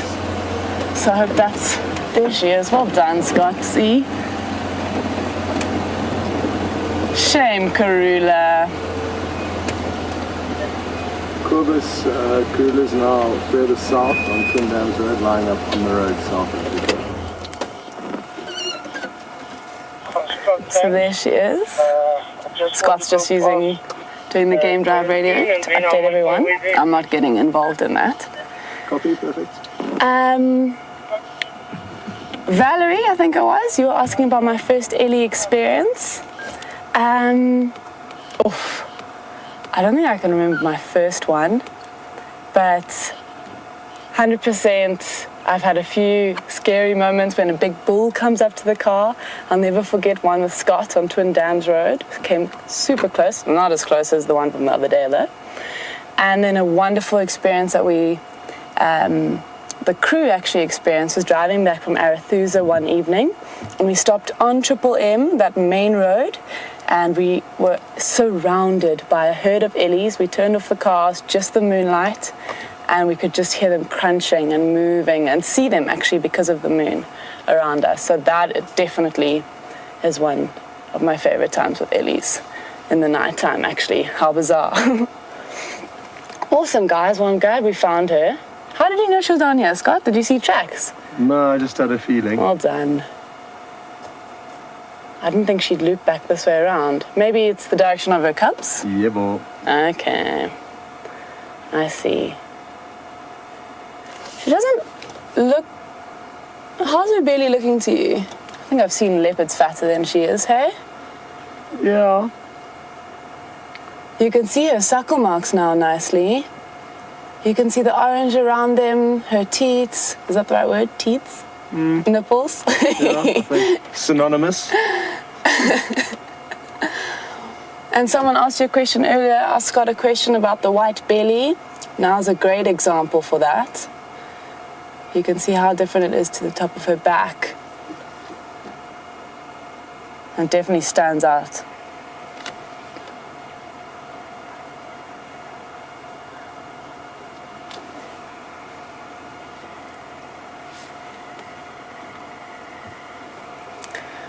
Hello Chantal on YouTube. You'd like to know, or you said you've heard that Karula has a wow on her as a distinctive marking pattern, and that is correct. It's actually directly between her eyes, a little bit higher up than her eyes. If you would look, maybe if you log on to Twitter, I'm sure people can put up some screenshots. And just above here, you have to be a little bit creative, but there is a definite W, little O, another W between her eyes. So I'd say, wow. So yeah, that's her markings. I don't even know her spot pattern, actually. For me, with ironing leopards, it's something strange. I don't go on the spots. It's just how mainly their eyes. Like Mvula has those droopy, beautiful blue eyes. Quarantine has those dark eyes. He's got a dark face. Obviously, the sizes help to tell immediately if it's female or male. Karula, to be honest, again, it's the eyes for me. I can't even tell. Maybe you can see a side of the W's from this angle, but we'd probably have to be a bit closer.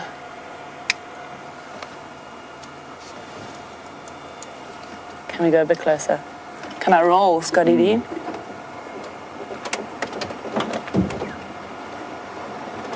Yay, guys. James Richard, I know you were saying yesterday.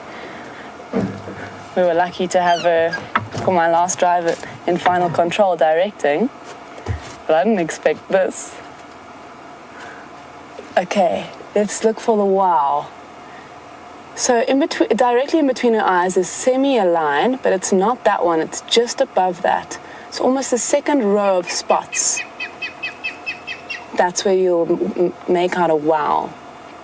Okay, now she's getting up. Be quite interesting if we drive past there a little bit later once she moves a bit further, just to check where she was lying. Is she gonna scent mark? Ooh, Ranger Orsty. There we go. That's right, Karula. You tell everyone who's queen here. Okay.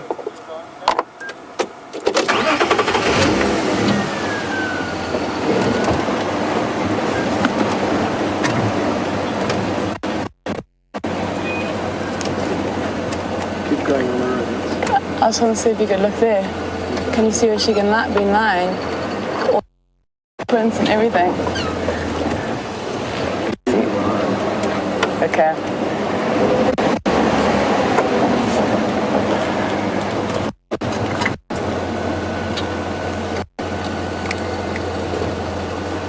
A little bit more. Sorry, my head's in the way.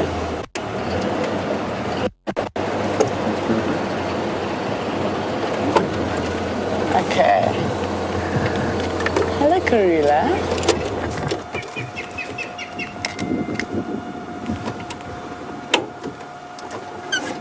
This is such a beautiful view. We're almost level with her.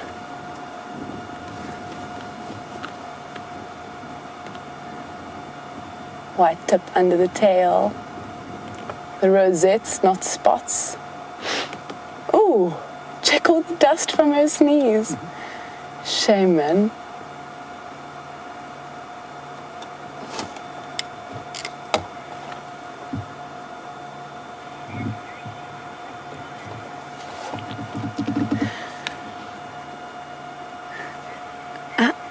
Hello, Andreen on Twitter, I assume, I think.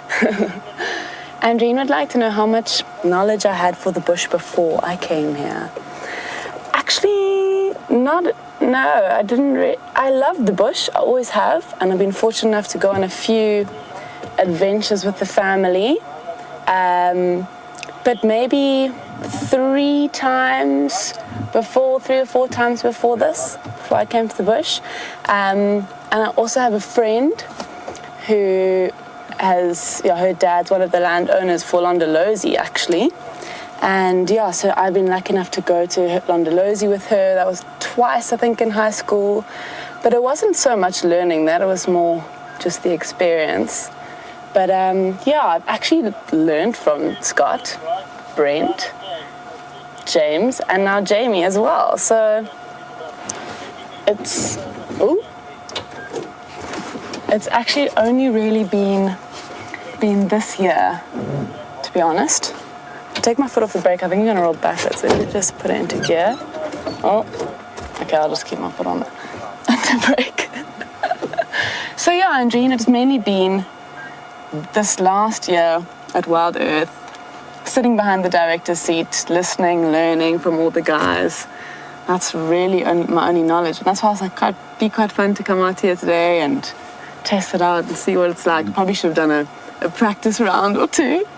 But it's been great so far. You nailed the scent mark. Yeah, I saw that coming. Hey, yeah, how are you? Shame.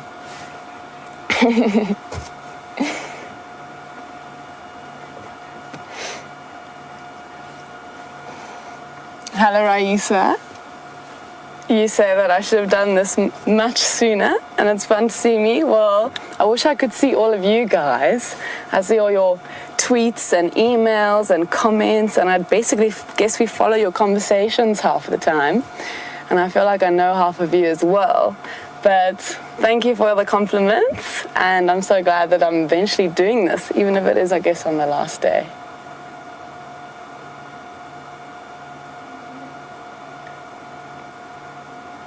She's still panting.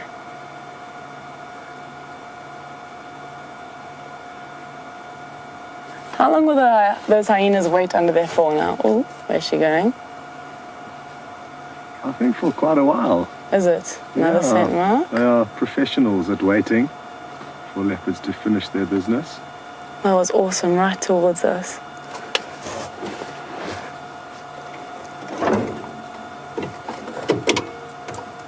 Okay, well, I'm not walking directly behind those bushes.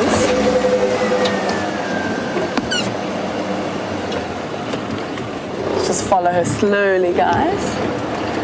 Oh, and I have to lie down. Just have to get in a better angle. That okay for you? One thing I must say, I cannot believe she has 2 cubs and we are now leaving. Oh my Lord. That has been quite a tough pill to swallow. I would love, as Scott, as you all know, goes on and on about leopard cubs, how much he'd love to see them and watch them grow up. And now she has 2, so I'm really hoping these little guys will... Ooh.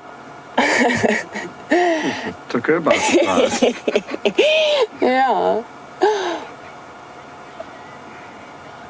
Oh, Jamie, whilst Karula takes her toilet break, Jamie has some dancing nyalas for you all, so go hop onto a vehicle and we'll see you soon. From what I can hear, Nicki's doing a fantastic job. Luckily, after our conversation about the kudu, we've got some Inyala bulls putting on the exact display I was hoping that they would. The one that we're looking at the moment, not quite fully into this whole dancing idea, but definitely fluffed himself up in response to the arrival of the male on the right. He's also looking a little bit fluffed up as well in response to fairly equal-sized bulls. No, they don't seem to be too keen on really challenging each other. The most interesting part of this dynamic is that there's actually a third male. He's quite hidden away, but he didn't go for any kind of displays or puffing himself up. He just straight up charged the other bull. Interesting little dynamic at play here between these 3 Inyala males. Oh, we were off to such a promising start, but it seems as though everybody's relaxed a little bit. And the bulls have decided to move off with relatively little fuss. Let's see if this happens again as the Inyala bull approaches the first one. He's looking at him with a certain reticence. And boys, are you going to continue your dance or are you done for the day? Maybe it's just a little bit too hot. Not really worth the fight. There's no females in the area. Is he going to do anything? Nope. I'm just going to have some late lunch instead.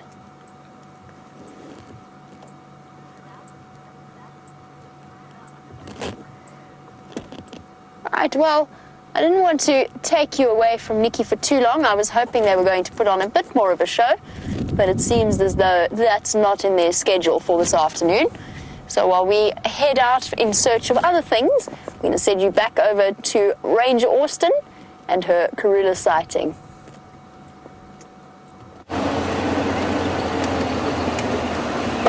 Hello guys, I've just done a small little loop ahead of her.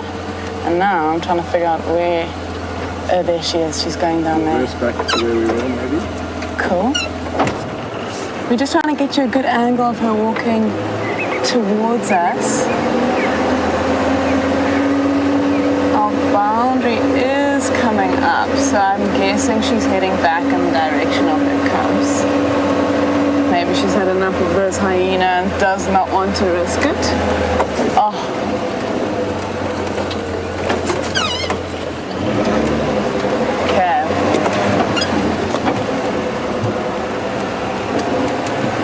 Here she comes. I'll stop here.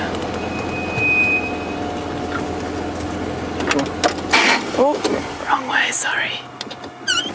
Sorry.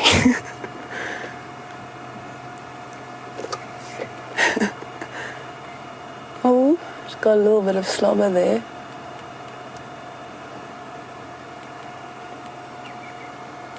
Just walking in front of the vehicle.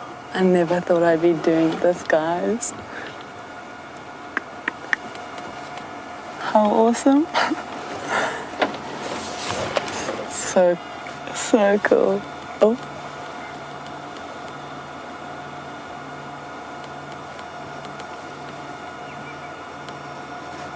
Can't hear anything. You can see her walking along that prominent game path. I'm just going to roll forward, Scotty.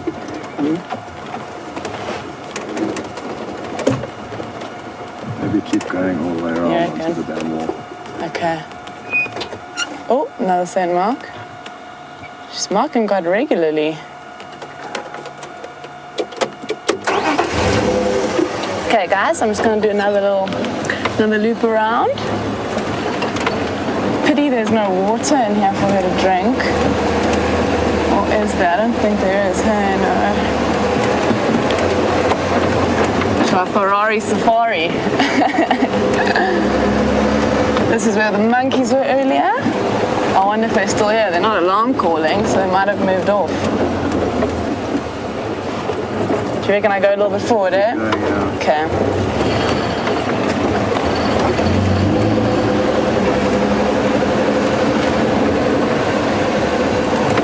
Little gap after this next bush where you can go and park down by the... Over here on the right? Yeah, straight in this kind of bit. Let's see.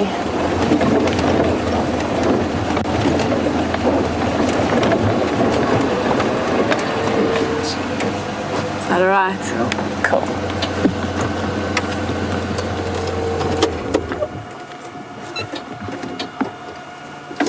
Just gonna let go of the brake. There you go. Oh, awesome.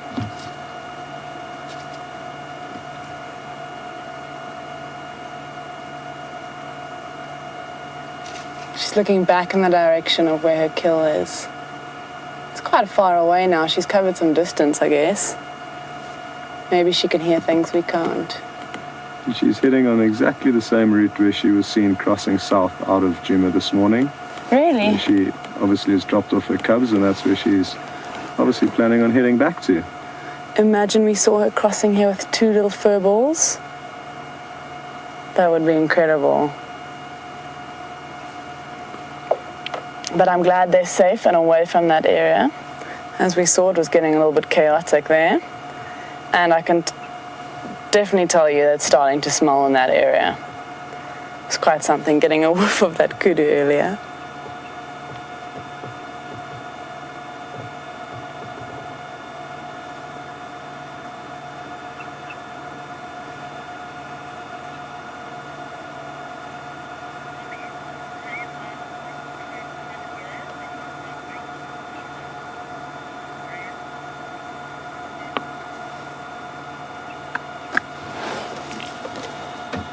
Leopard crossing in front, over what used to be a waterhole.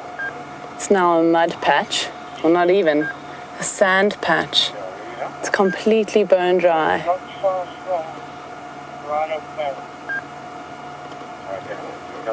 Okay, is it cooler there? Again, you can see clearly her nipple marks. So now she's laid down, and probably about, how many meters would you say the boundary is?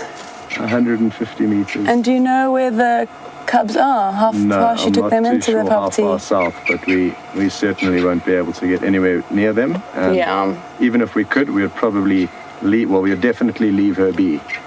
We simply don't know enough about the cubs, where they're currently being kept, to take any chances in trying to view them.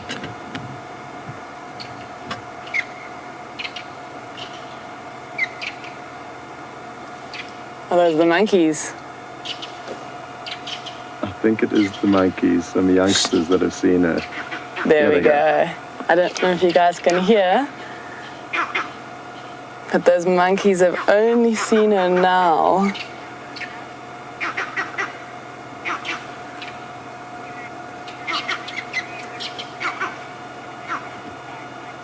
Whilst Karula lies here, we're just going to send you to Jamie, see what she's got on her vehicle.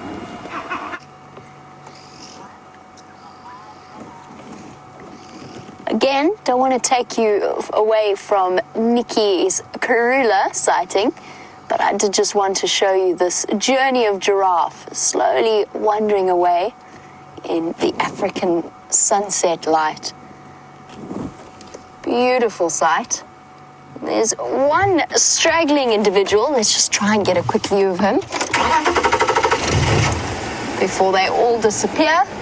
And then I'm going to race off to set up for a fireside chat.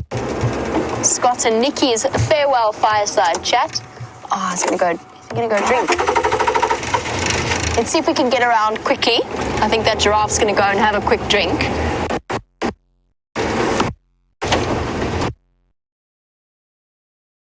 Entertaining than watching them do the splits to try and reach down to water. Oh, we're gonna get there in time. It's always a very, very quick process, a giraffe drink. They don't like being down with their heads facing downwards. They find it a nerve-wracking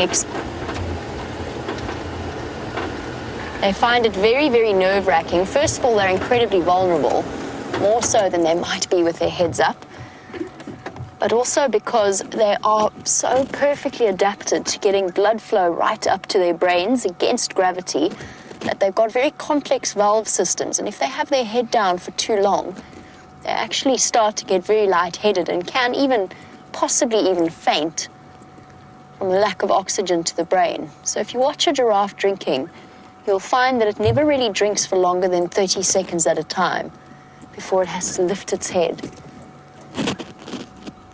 Beautiful dark-colored female. She's torn between having a drink and following the rest of the herd. Here we go. Come on, girl, it's okay. You can see how nervous she is, keeping an eye on everything that's happening, making sure that there's no predators around before she puts her head down.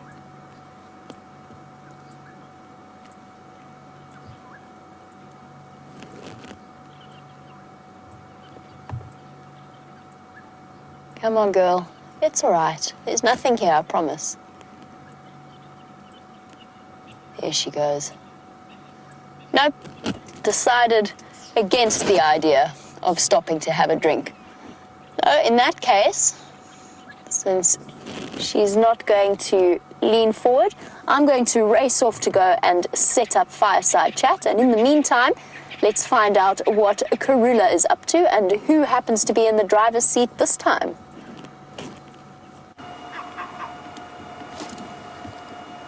So, welcome back everyone, and we've switched back to our initial roles. Nicki's now behind the camera and I am behind the steering wheel.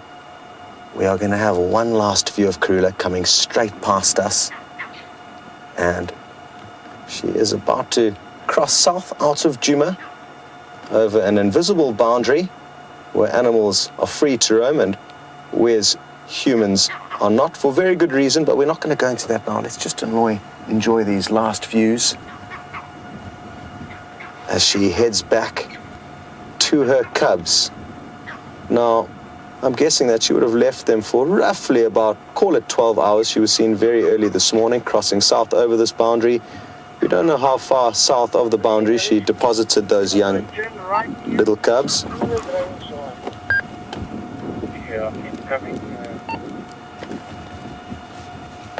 But she is heading back to them, and she'll probably return back to her kill later on this evening. There she goes. Goodbye, Karula, and I don't think I'm going to see you again for quite some time, so sad moments as she disappears. We will be able to get you a few more views though. I'm just going to swivel one last time. We should be able to get her drifting down this road. Look, he's going. There we go.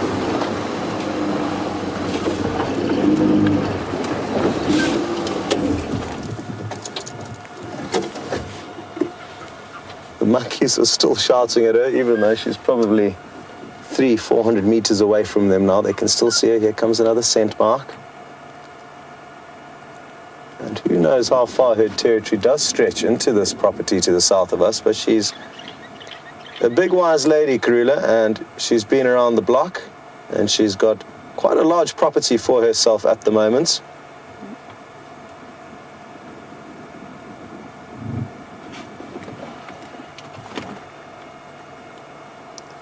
What an action-packed afternoon. As soon as Nicki got behind the wheel, things started to really heat up. A herd of Ellies, then an Ellie bull, then Karula came flying out the tree past the hyena. Sadly, we didn't see that, but Nicki got a glimpse of it, and since then it's been non-stop action. I think she's hoping for a little bit of water in a little puddle there. I'm not sure if she's going to get lucky. No, shame, Karula. No more water in that little mud wallow.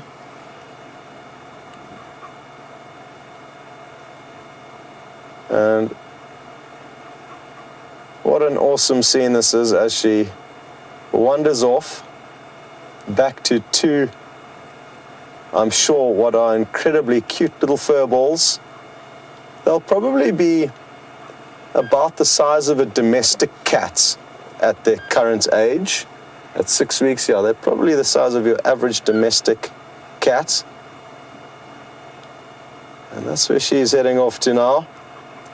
And thankfully for you guys, I'm sure in the next few weeks you will get some views of those cubs. So that's something really, really exciting to look forward to. But today has been awesome, and we couldn't have asked for a better send-off from the Queen of Djuma. Goodbye, Karula. Okay. Let's go and see if we can show you those monkeys which are still alarm calling. Albeit, you would like to know how to say cool in one of the local South African languages called Afrikaans. And it is actually sweet, not cool, but it can be used for cool, certainly, and it's lekker. L-E-K-K-E-R, and that was a lekker sighting. A very, very lekker sighting.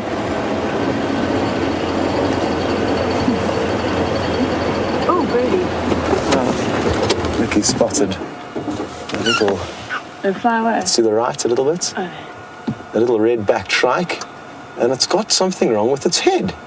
What is going on with your feather dew?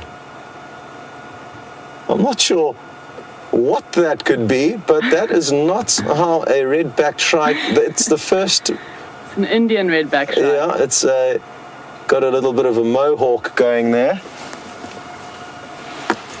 Interesting.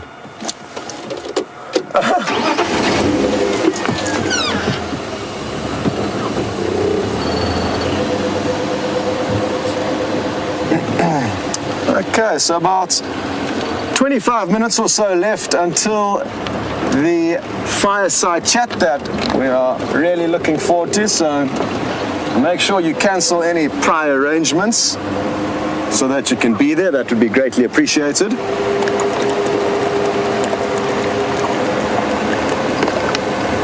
Ooh.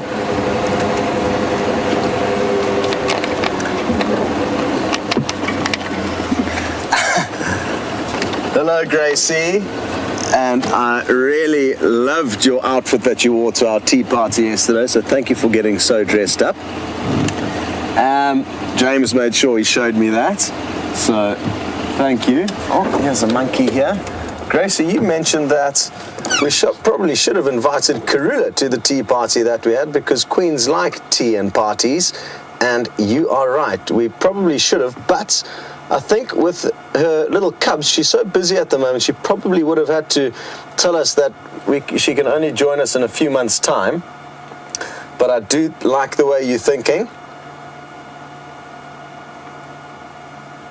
Don't worry, monkeys. You can relax now. As you can tell, they have stopped alarm calling. Usually when they are alarm calling, they're right at the top of the tree so that they can see whatever it is that they are shouting at. This youngster's obviously feeling safe and has come down a little bit.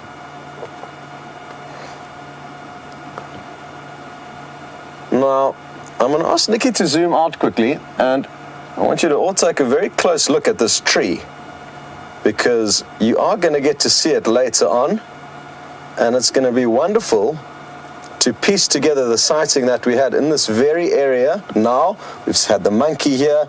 There's going to be something that you notice about this tree later on with the clip that we watch at the fireside chat.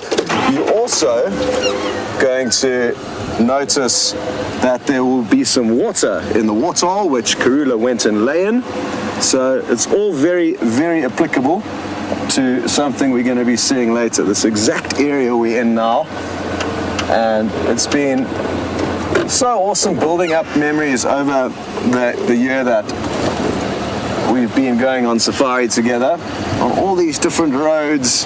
I'm sure a lot of you will always have something to remember the various areas by. Now I've got a few reasons to remember this area right now, the sighting we just had, and one that you're going to see a little bit later. That was hugely, hugely exciting.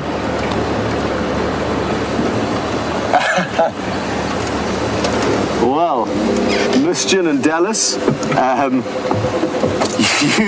you've also reminded me of another memory that we've shared, and it's also from the same waterhole. It's dry now. I'm just going to show you guys now the view from afar. So take a look at that.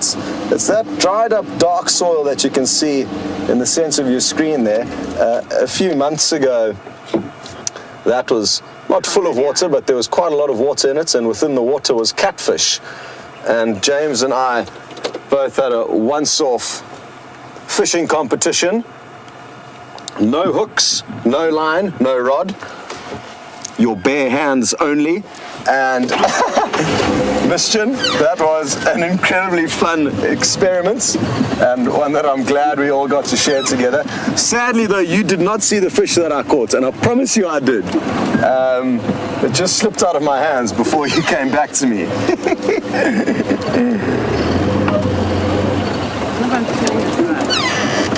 Shame Nicki's having some trouble with the camera, so just give us a second, just hold it in the right spot there.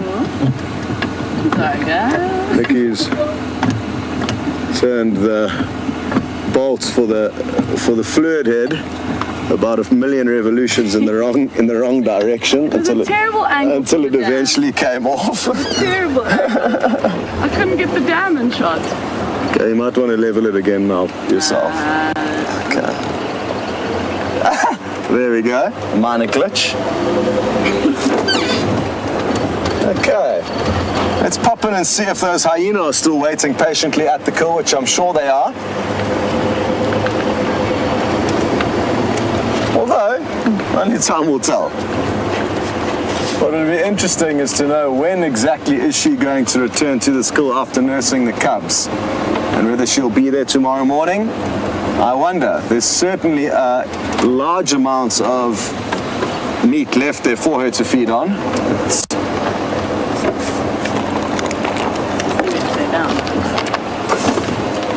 Let's see if we can't fulfill Nicki's plans from earlier to try and show you her tracks where she lay down, which we should be able to do very easily actually. Awesome, Nix, good idea. Okay. So you can see a few little scuff marks, and if we start maybe up there, Nix. Here we can see, I don't know if you're in focus at the moment. It's difficult with this flat light. Here the tracks, you can start seeing the tracks there. toes in the front, pad at the back, and then if you keep coming down next, you'll see where she eventually lay down in this area over here. You can see quite a large scuff.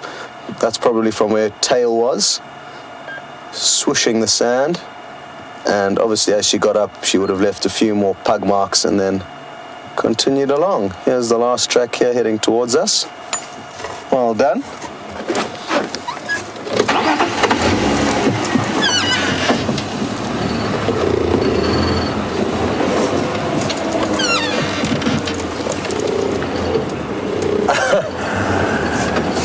So, Samantha, you're wondering about my buffalo thorn attack of my t-shirts. One of my t-shirts had a big hole in the back, and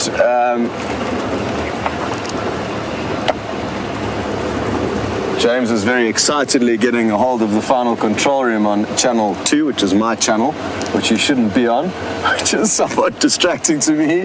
But what I can assure you is that James, who is going to be hosting the fireside chat at the moment, or not at the moment, a bit later, is in high spirits, and he's just apologized to me for clogging the radio waves with some excited banter.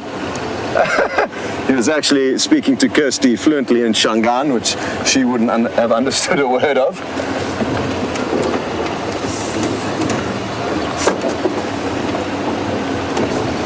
Okay, well, the ripe smell of maturing kudu flesh is now upon my nostrils. We're in luck though, because it looks like the hyena are still here.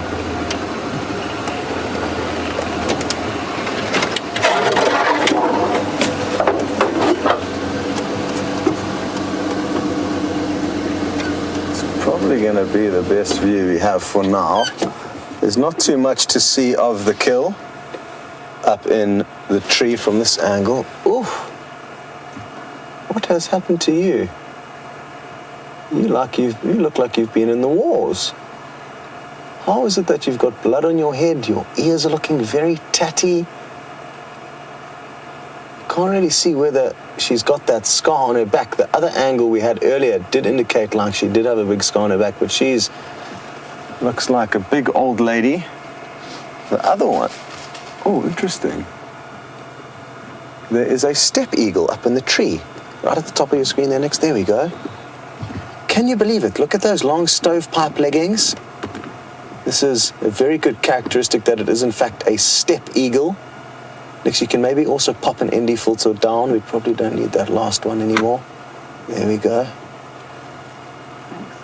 There it goes. And you sneaky little thing, you're hopping around, snacking on Karula's food while she's away, but that is the benefit of being able to fly, unlike these poor hyena who are stuck at the bottom of the tree. I wonder how long the steppe eagle's been lurking here for, knowing that there's a whole bunch of food that it can feed on. But it's moved off. There's a portion of the kill you can make out vaguely there that Nicki's zooming in on now. You just see a lighter shade in the center of your screen. Those are the legs. It looks like the hind quarters of the young kudu. And then at the base of the tree, there's a slightly younger hyena. Look at the difference between the two. The one, you clearly see the spots, you clearly see the fur. That's typical of a young hyena, and a slightly older hyena in the foreground. Very, very different scenario. Looks like that youngster's got itself into quite a comfy position there. Look at how its back legs are positioned.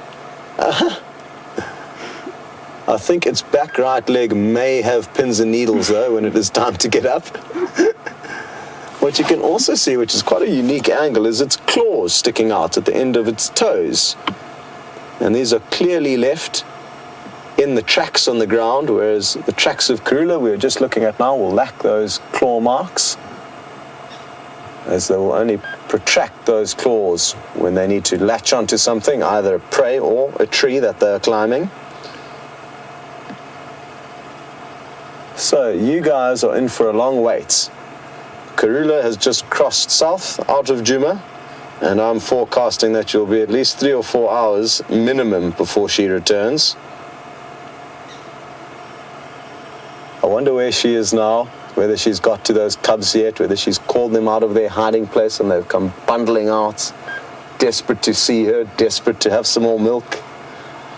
All moments that I'm sure you will be able to share in the future with James and Brent and Jamie, as well as Steph. I'm sure he's going to be also taking a few more drives now.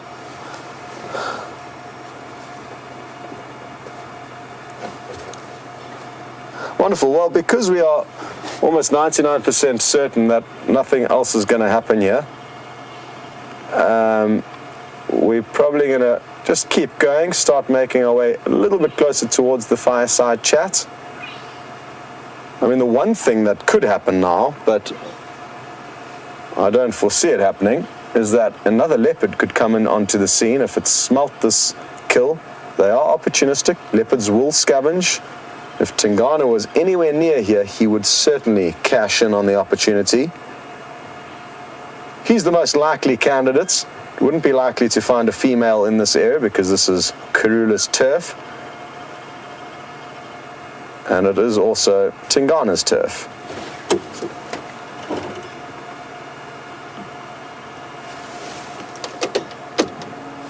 Okay, we're going to leave these two sleepy hyena.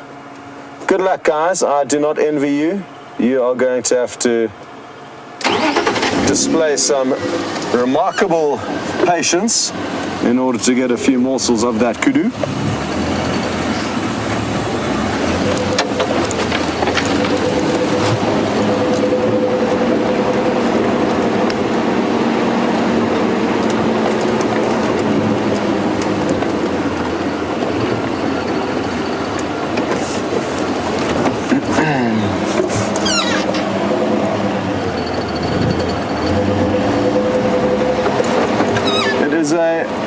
Marvelous evening, and the relief once the sun has dipped below the horizon is quite something. It is a very, very soothing temperature now, whereas when we headed out initially it was blisteringly hot.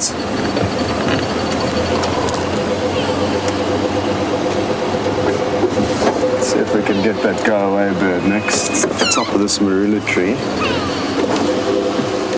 And it's calling. It's one of my favorite calls. Quang! Oh, well done, Nix. Great work there. And at least you got to see it, and see it call, and see it fly all at the same time. No, you got it. You did well. I was watching your work through the little monitor here.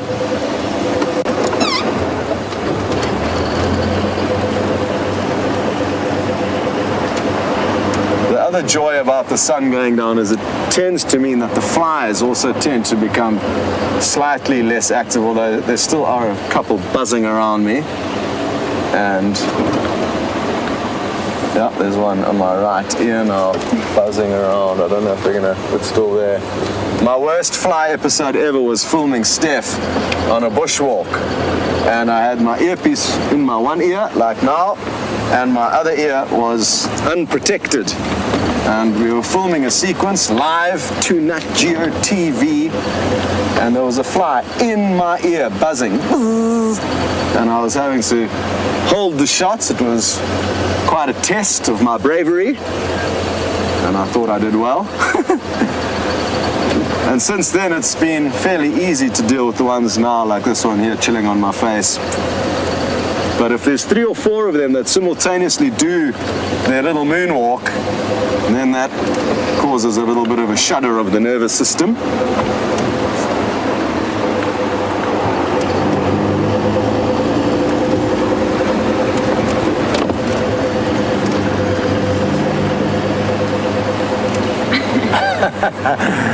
Donna in South Carolina, thank you very, very much for reminding me about my one and only major crash whilst taking you guys on a live safari. And we were trying to get a view of a lilac-breasted roller, for those of you who weren't with us, and I was peering up into a tree, not looking where I was going, and as I looked forward, we were moving too quickly, and this big marula tree, a big, ginormous tree, was directly slap bang right in front of us. And I don't think he even looked forward. I think he just... yeah, Nicki says, yeah, I didn't even look forward. I think I realized it was there once we crashed into it. And Donna, that was absolutely hilarious. So thank you for reminding me of that day. So many happy memories we've shared together. And so many of them have been documented, which is wonderful. It's not only that we've got this wonderful memory that we've shared together, but if you want to relive that moment with a little bit of snooping around, it won't be difficult to find, I guess. So sharing and documenting the adventures of Safari Live is, or has been, a remarkable opportunity to be involved in, and I am hugely grateful for that. It's also been wonderful to watch the Safari family grow over the year that I've been here and get to know new names and faces and get to see people develop into seasoned Safari goers. An experience that cannot be reenacted anywhere else on the planet. It's here or nowhere.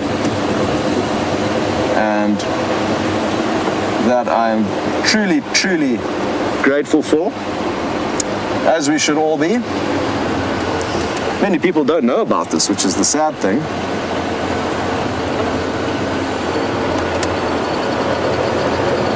But I know many of you are Safari disciples that are spreading the word, and we thank you for that.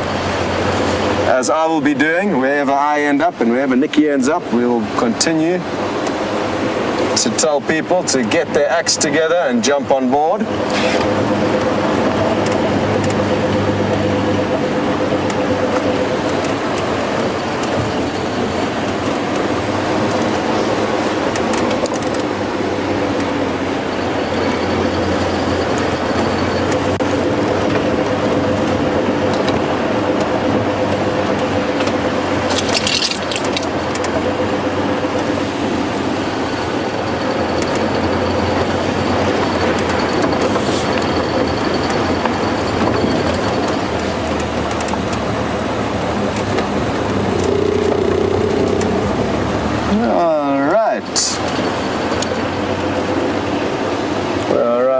Treehouse waterhole now. It was interesting to see how much moisture is backing or still left in here,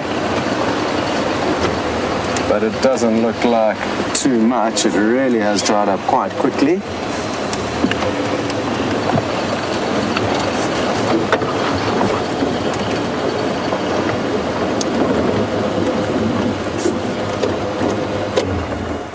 Shame, a tiny little puddle for the animals. That'll still be useful for the animals that wallow in the mud, but I'm not sure if that's going to be good for drinking.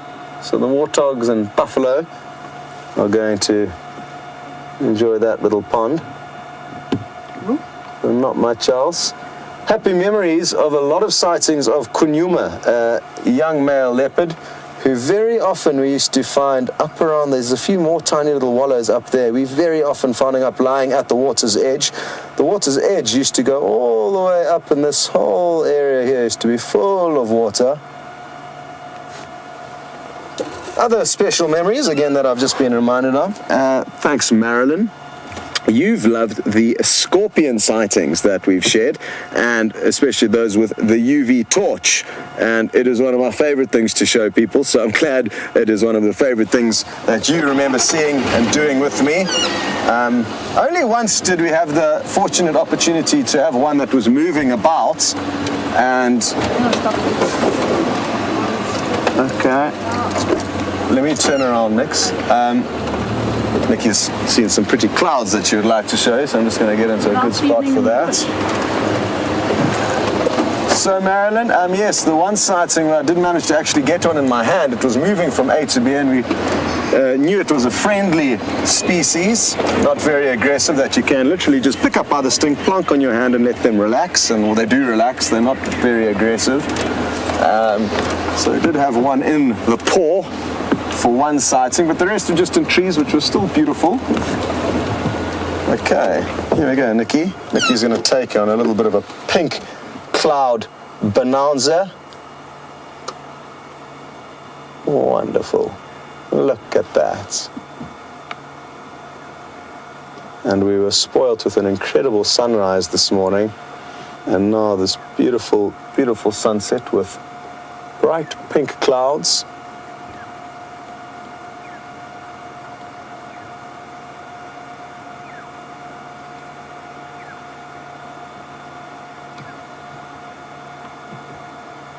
Magical.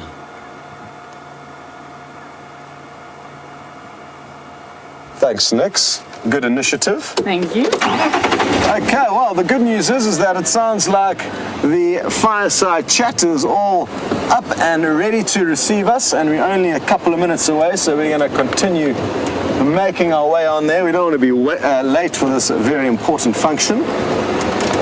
And just a reminder for any of you who may have just logged in, this is my final Safari Live adventure with all of you. So if it's your first time joining, all I can recommend is that you keep tuning in and get to know the other presenters and get to know this experience while I'm gone. But because it is my last night, we are going to be doing a fireside chat, which is basically just a chat around a campfire. And we're going to look through a few clips of the past and moments that I've shared with you guys over the year, and also chats and answer some of your questions and just have a little bit of a send-off around the campfire. So really looking forward to that, and you don't have to go anywhere. We're going to take you right to that spot right now and jump off the vehicle and sit around the campfire.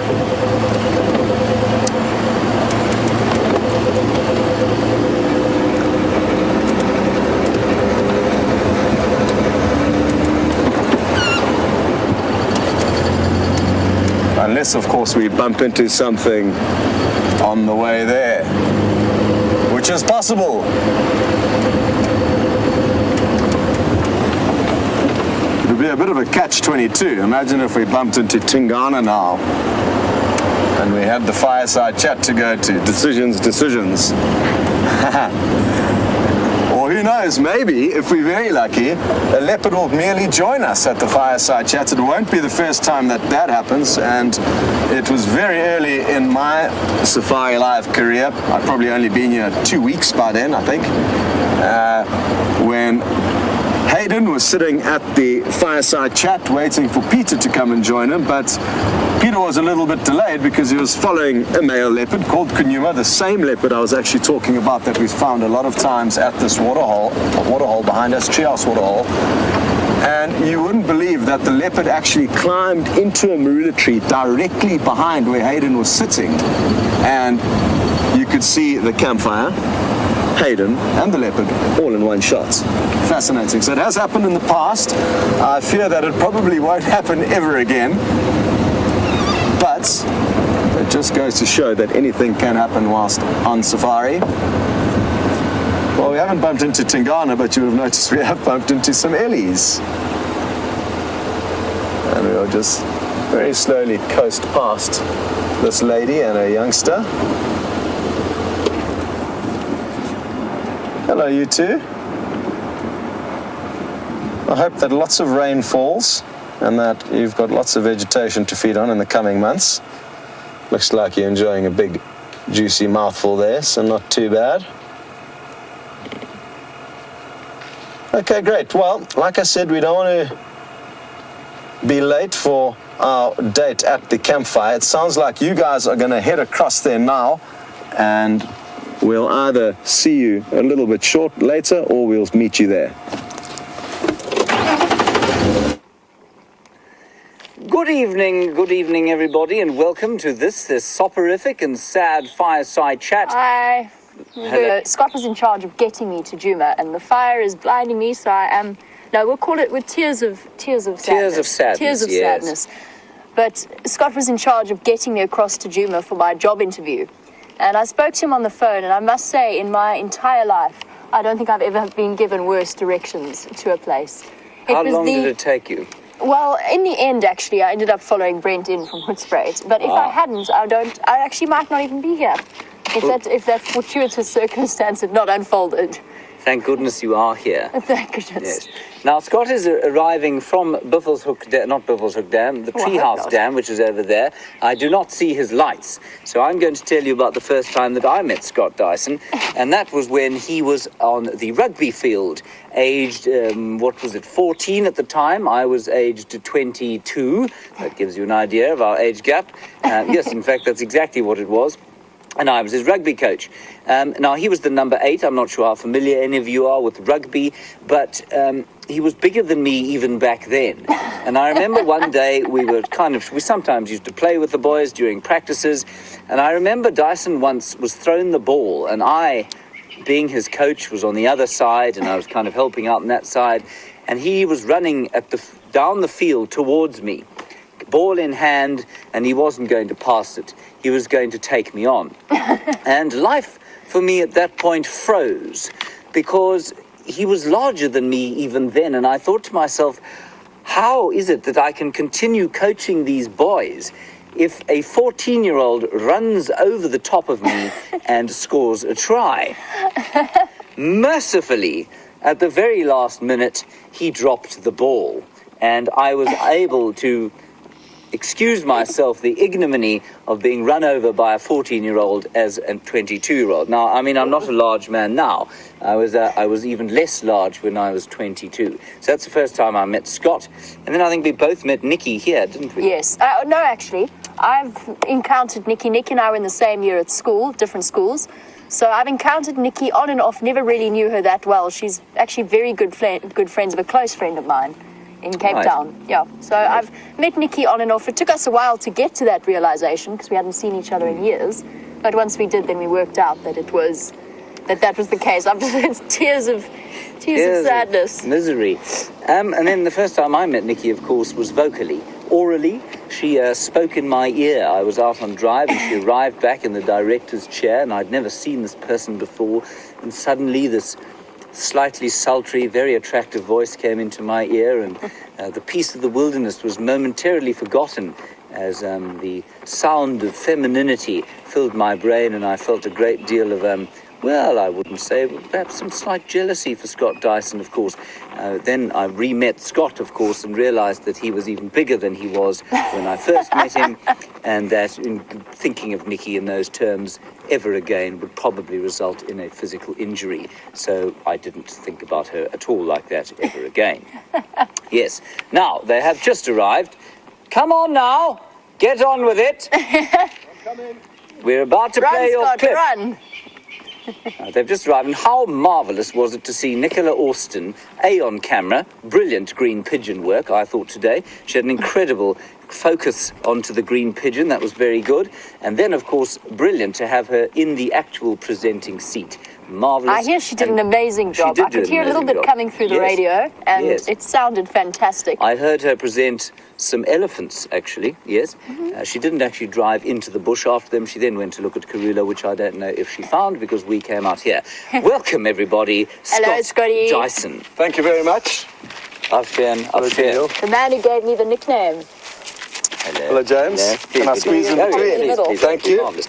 Now, without further ado, I think we're probably running slightly short on time. Shall we go forward with your highlight? Would you like to introduce? An incredible sighting. The first one that you are going to watch is one from the most recent Big Cat Week. Obviously, the Big Cat Weeks are incredibly exciting and probably an opportunity for a lot of you to actually realize that Safari Live exists and then continue to follow us on the internet thereafter. And obviously, we've got a lot of pressure during the TV broadcasts, and we need to find animals. And on this day, I was lucky enough to be on Bushwalk and find a wonderful, wonderful animal.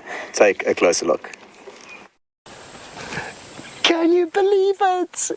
We found a leopard. I wasn't imagining things. And it looks to me like it's Mvula. Absolutely insane. We can just enjoy the fact that we're viewing a leopard on foot in Africa live. It couldn't be any better. Just moments ago we heard some kudu alarm calling, and isn't it wonderful how by listening to the signs of the bush and to the other animals in this area, they can help us to find what we're looking for. I can hear Pete's vehicle which is good news. You guys are about to get some great close-up views.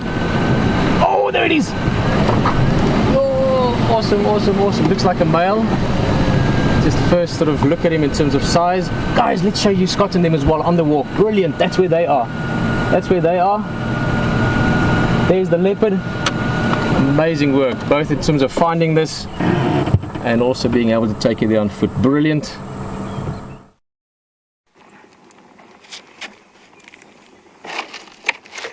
Well, here we are then. That was an incredible sighting. As you can tell, we got incredibly lucky on that fine day.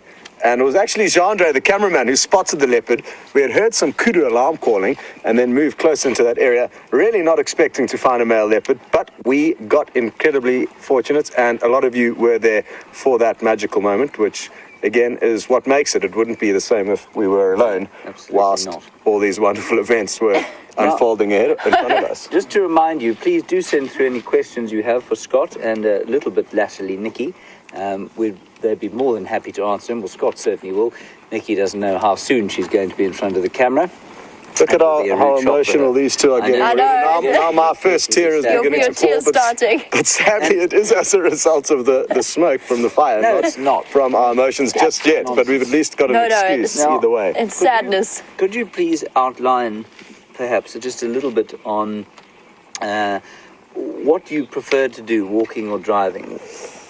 Prefer to walk or to drive? A tricky question, James, and one that I would like to sit on the fence with. I would ideally love to every morning start my day on a bushwalk, and then every afternoon go and enjoy the fruits and spoils of the tireless walk and tracking that you will do on the bushwalk, and then go and enjoy a leopard or a lion that you may have found, and then you can take photographs, get a lot closer to them with the cameras. So get to understand the animals better from the vehicle and get better insights into the animals' lives from a vehicle, but more of an experience and more of an adventure being on foot in the morning. So cool. Half and half. Now, before we take this question, I'm going to ask Nicola to come through.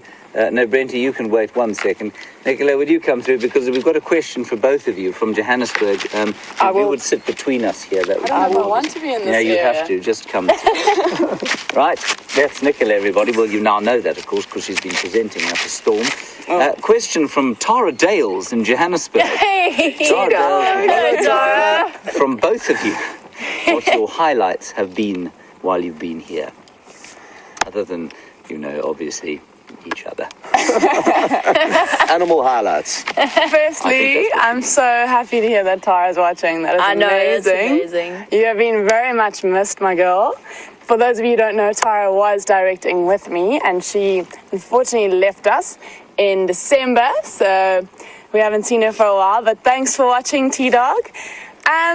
My sighting is one that we picked out today, actually. One that really stood out for me is one of my first times I got on the back of a vehicle. It was actually Scott and Brent presenting at the same time. The one car caught the light.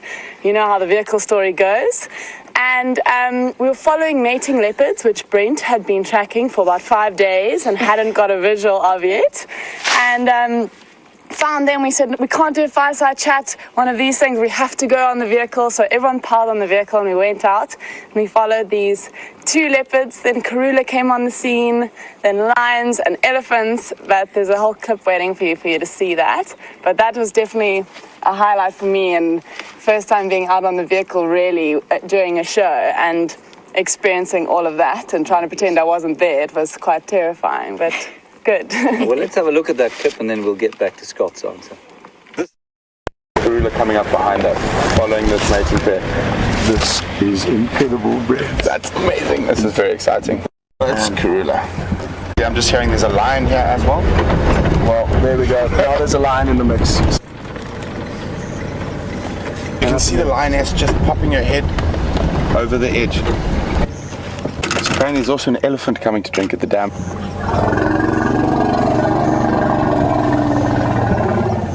Listen to how credible that is. And oh, it looks like the leopard spotted the lion. And there they go. We've got lions roaring on the road next to us. We've got charging? I can't see.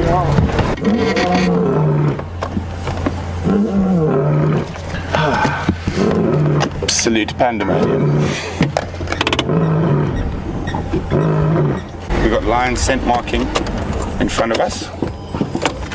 We've got a leopard in the tree above us. There's 2 leopards in the tree, actually. Well, I think all our heart rates are only coming down now. We had those elephants trumpeting behind us. We had the lions roaring next to us. We had leopards leaping in trees. From all of us here at Wild Earth, from Romeo and Nikki, who's sitting behind us, VM in FC, thank you very, very much. It's been a wonderful Easter Sunday. I've had an absolutely fantastic time.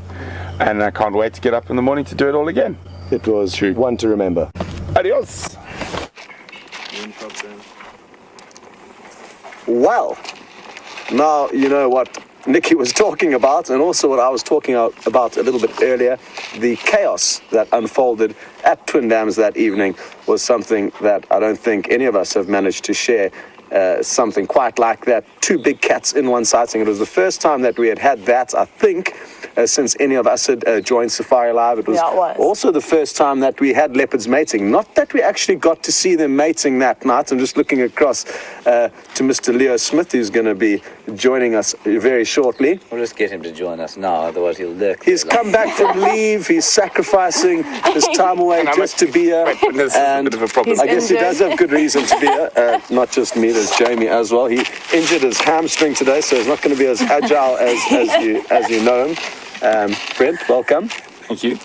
And what an awesome sighting, and I'm happy that I got to share the spoils of all your hard work. I know you're blaming the smoke, but you're going to make me cry. Oh, Brent. Okay.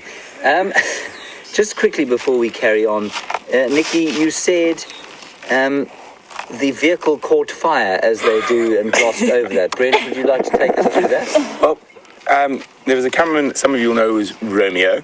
What's his real name? Jason. And he was sitting there, he said, something smells funny. I was like, no, stop you're being paranoid. And then all of a sudden smoke started billowing out of Wendy. This is the first time that Wendy caught fire. And so it was a Sunday, and we had spent many hours, as Nikki said, trying to find these mating leopards. I'm not going to say why we didn't find them earlier, but it was an amazing thing, because Nikki was sitting on the back, and then we actually, and I really, really loved that we actually got to present together. And I think it's the only time since I've been here that we've had 2 presenters in one vehicle. Yeah. And VM in the final control room. Yes, VM miraculously directed the show. VM also fixed the fire. Yeah, fixed the vehicle, rewired the vehicle in record time. We closed down the show, and VM did what VM does. He did Wildebeest. Magic. And yeah, and we got to go out on instead of a fireside chat, we went to go look at mating leopards. Yeah. Who did not mate. Yeah. And Annie, in British Columbia, you have a question for Nikki and Scott. Your most amusing moment in camp? Sure. Too many with our crew. Really.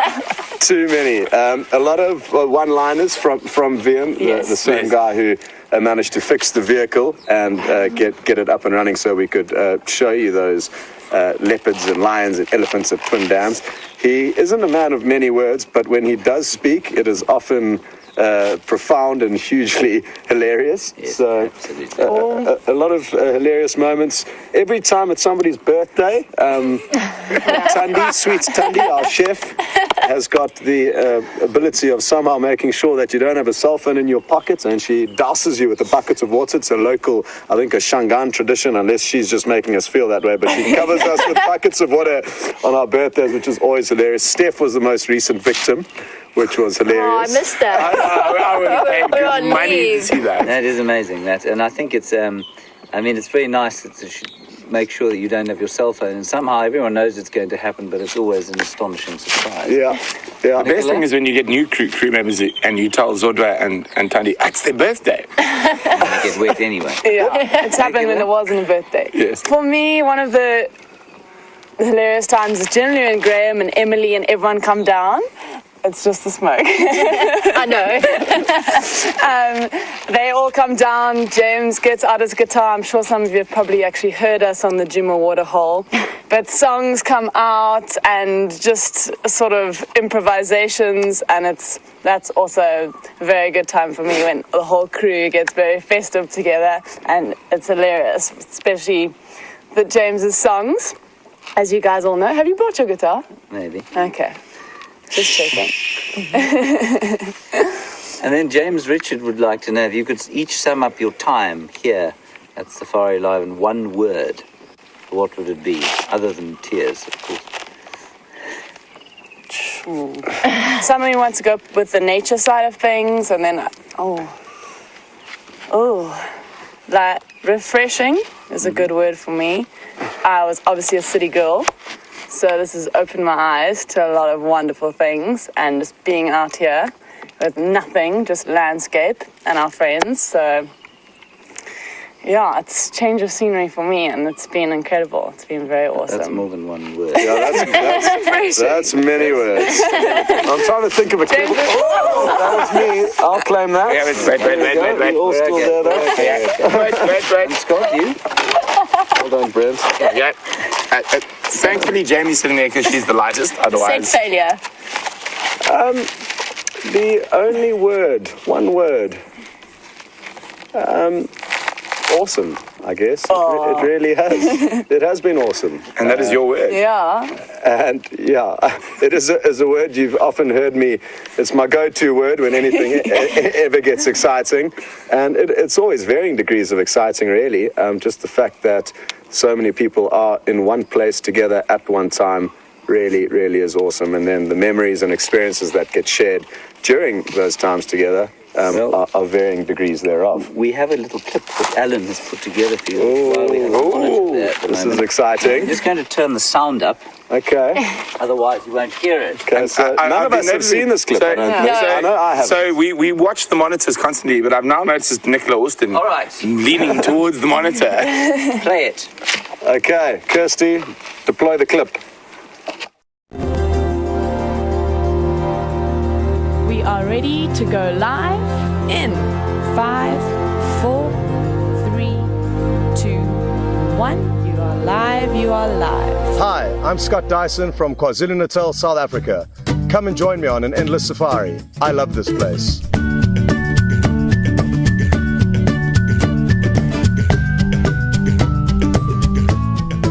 Got a very interesting situation this afternoon, and it's Nicola Austin on camera. Beautiful. Straight towards us. Look at this. This is incredible.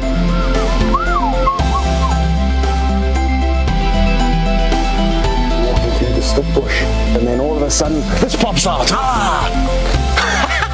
Hello, everyone. How cool is this? Can you believe it? Hello, boy. What can you smell? I'm so tempted to put my hand out to you, but I'm not going to. No, well, I mean, it's pointless for me. Oh, this is crazy. Look at this feather. Okay, well then there's no point in doing it. So this until they fix the audio. Look at this. Come on, Wendy. Go take a life to take me away from you. There's nothing that 100 men or more could ever do. I bless the rains down and Hello. Welcome back. Cool.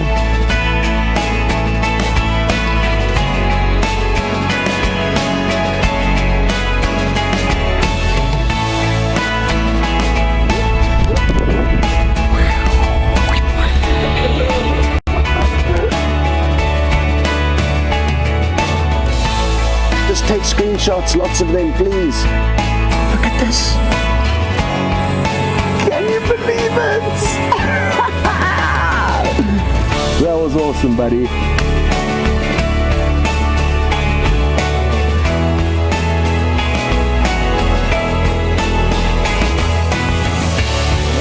How are you feeling? How cool is that? Sorry, this isn't live, guys. We're sorry, this is live, everyone. fact that we're viewing a leopard on foot in Africa live. It couldn't be any better.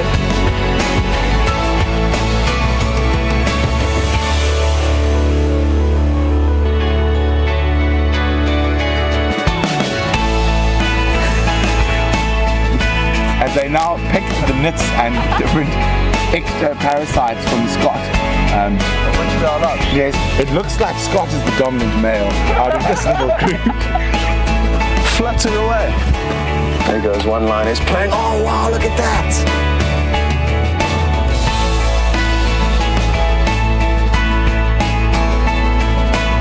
Thank you very much.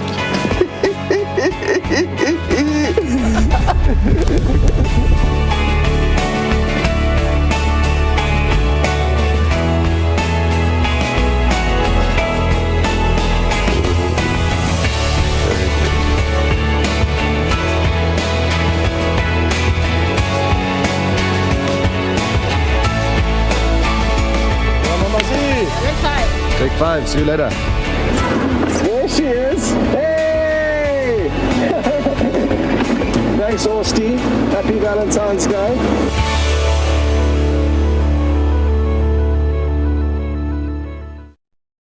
Oh. Wow, that was awesome. So, to everyone involved in not only putting that together, but making those memories and sharing those memories. How cool was that? Hey? It's just amazing, yeah. Full circle. The first clip, I remember doing like a million takes trying to tell people what my name was and where I was from. I think it was on day 2 or 3 on arrival here in the Sabi Sands. We were actually staying in Manyeleti back then. And I just didn't have the know-how back then. And it's been wonderful to learn and be taught by the various presenters, Peter and Hayden, who welcomed me in, and all the cameramen who helped me in my infancy. And then to be involved with all the other presenters. Brent was the first to join, which was a great pleasure because we were at the same school, so knew each other from before.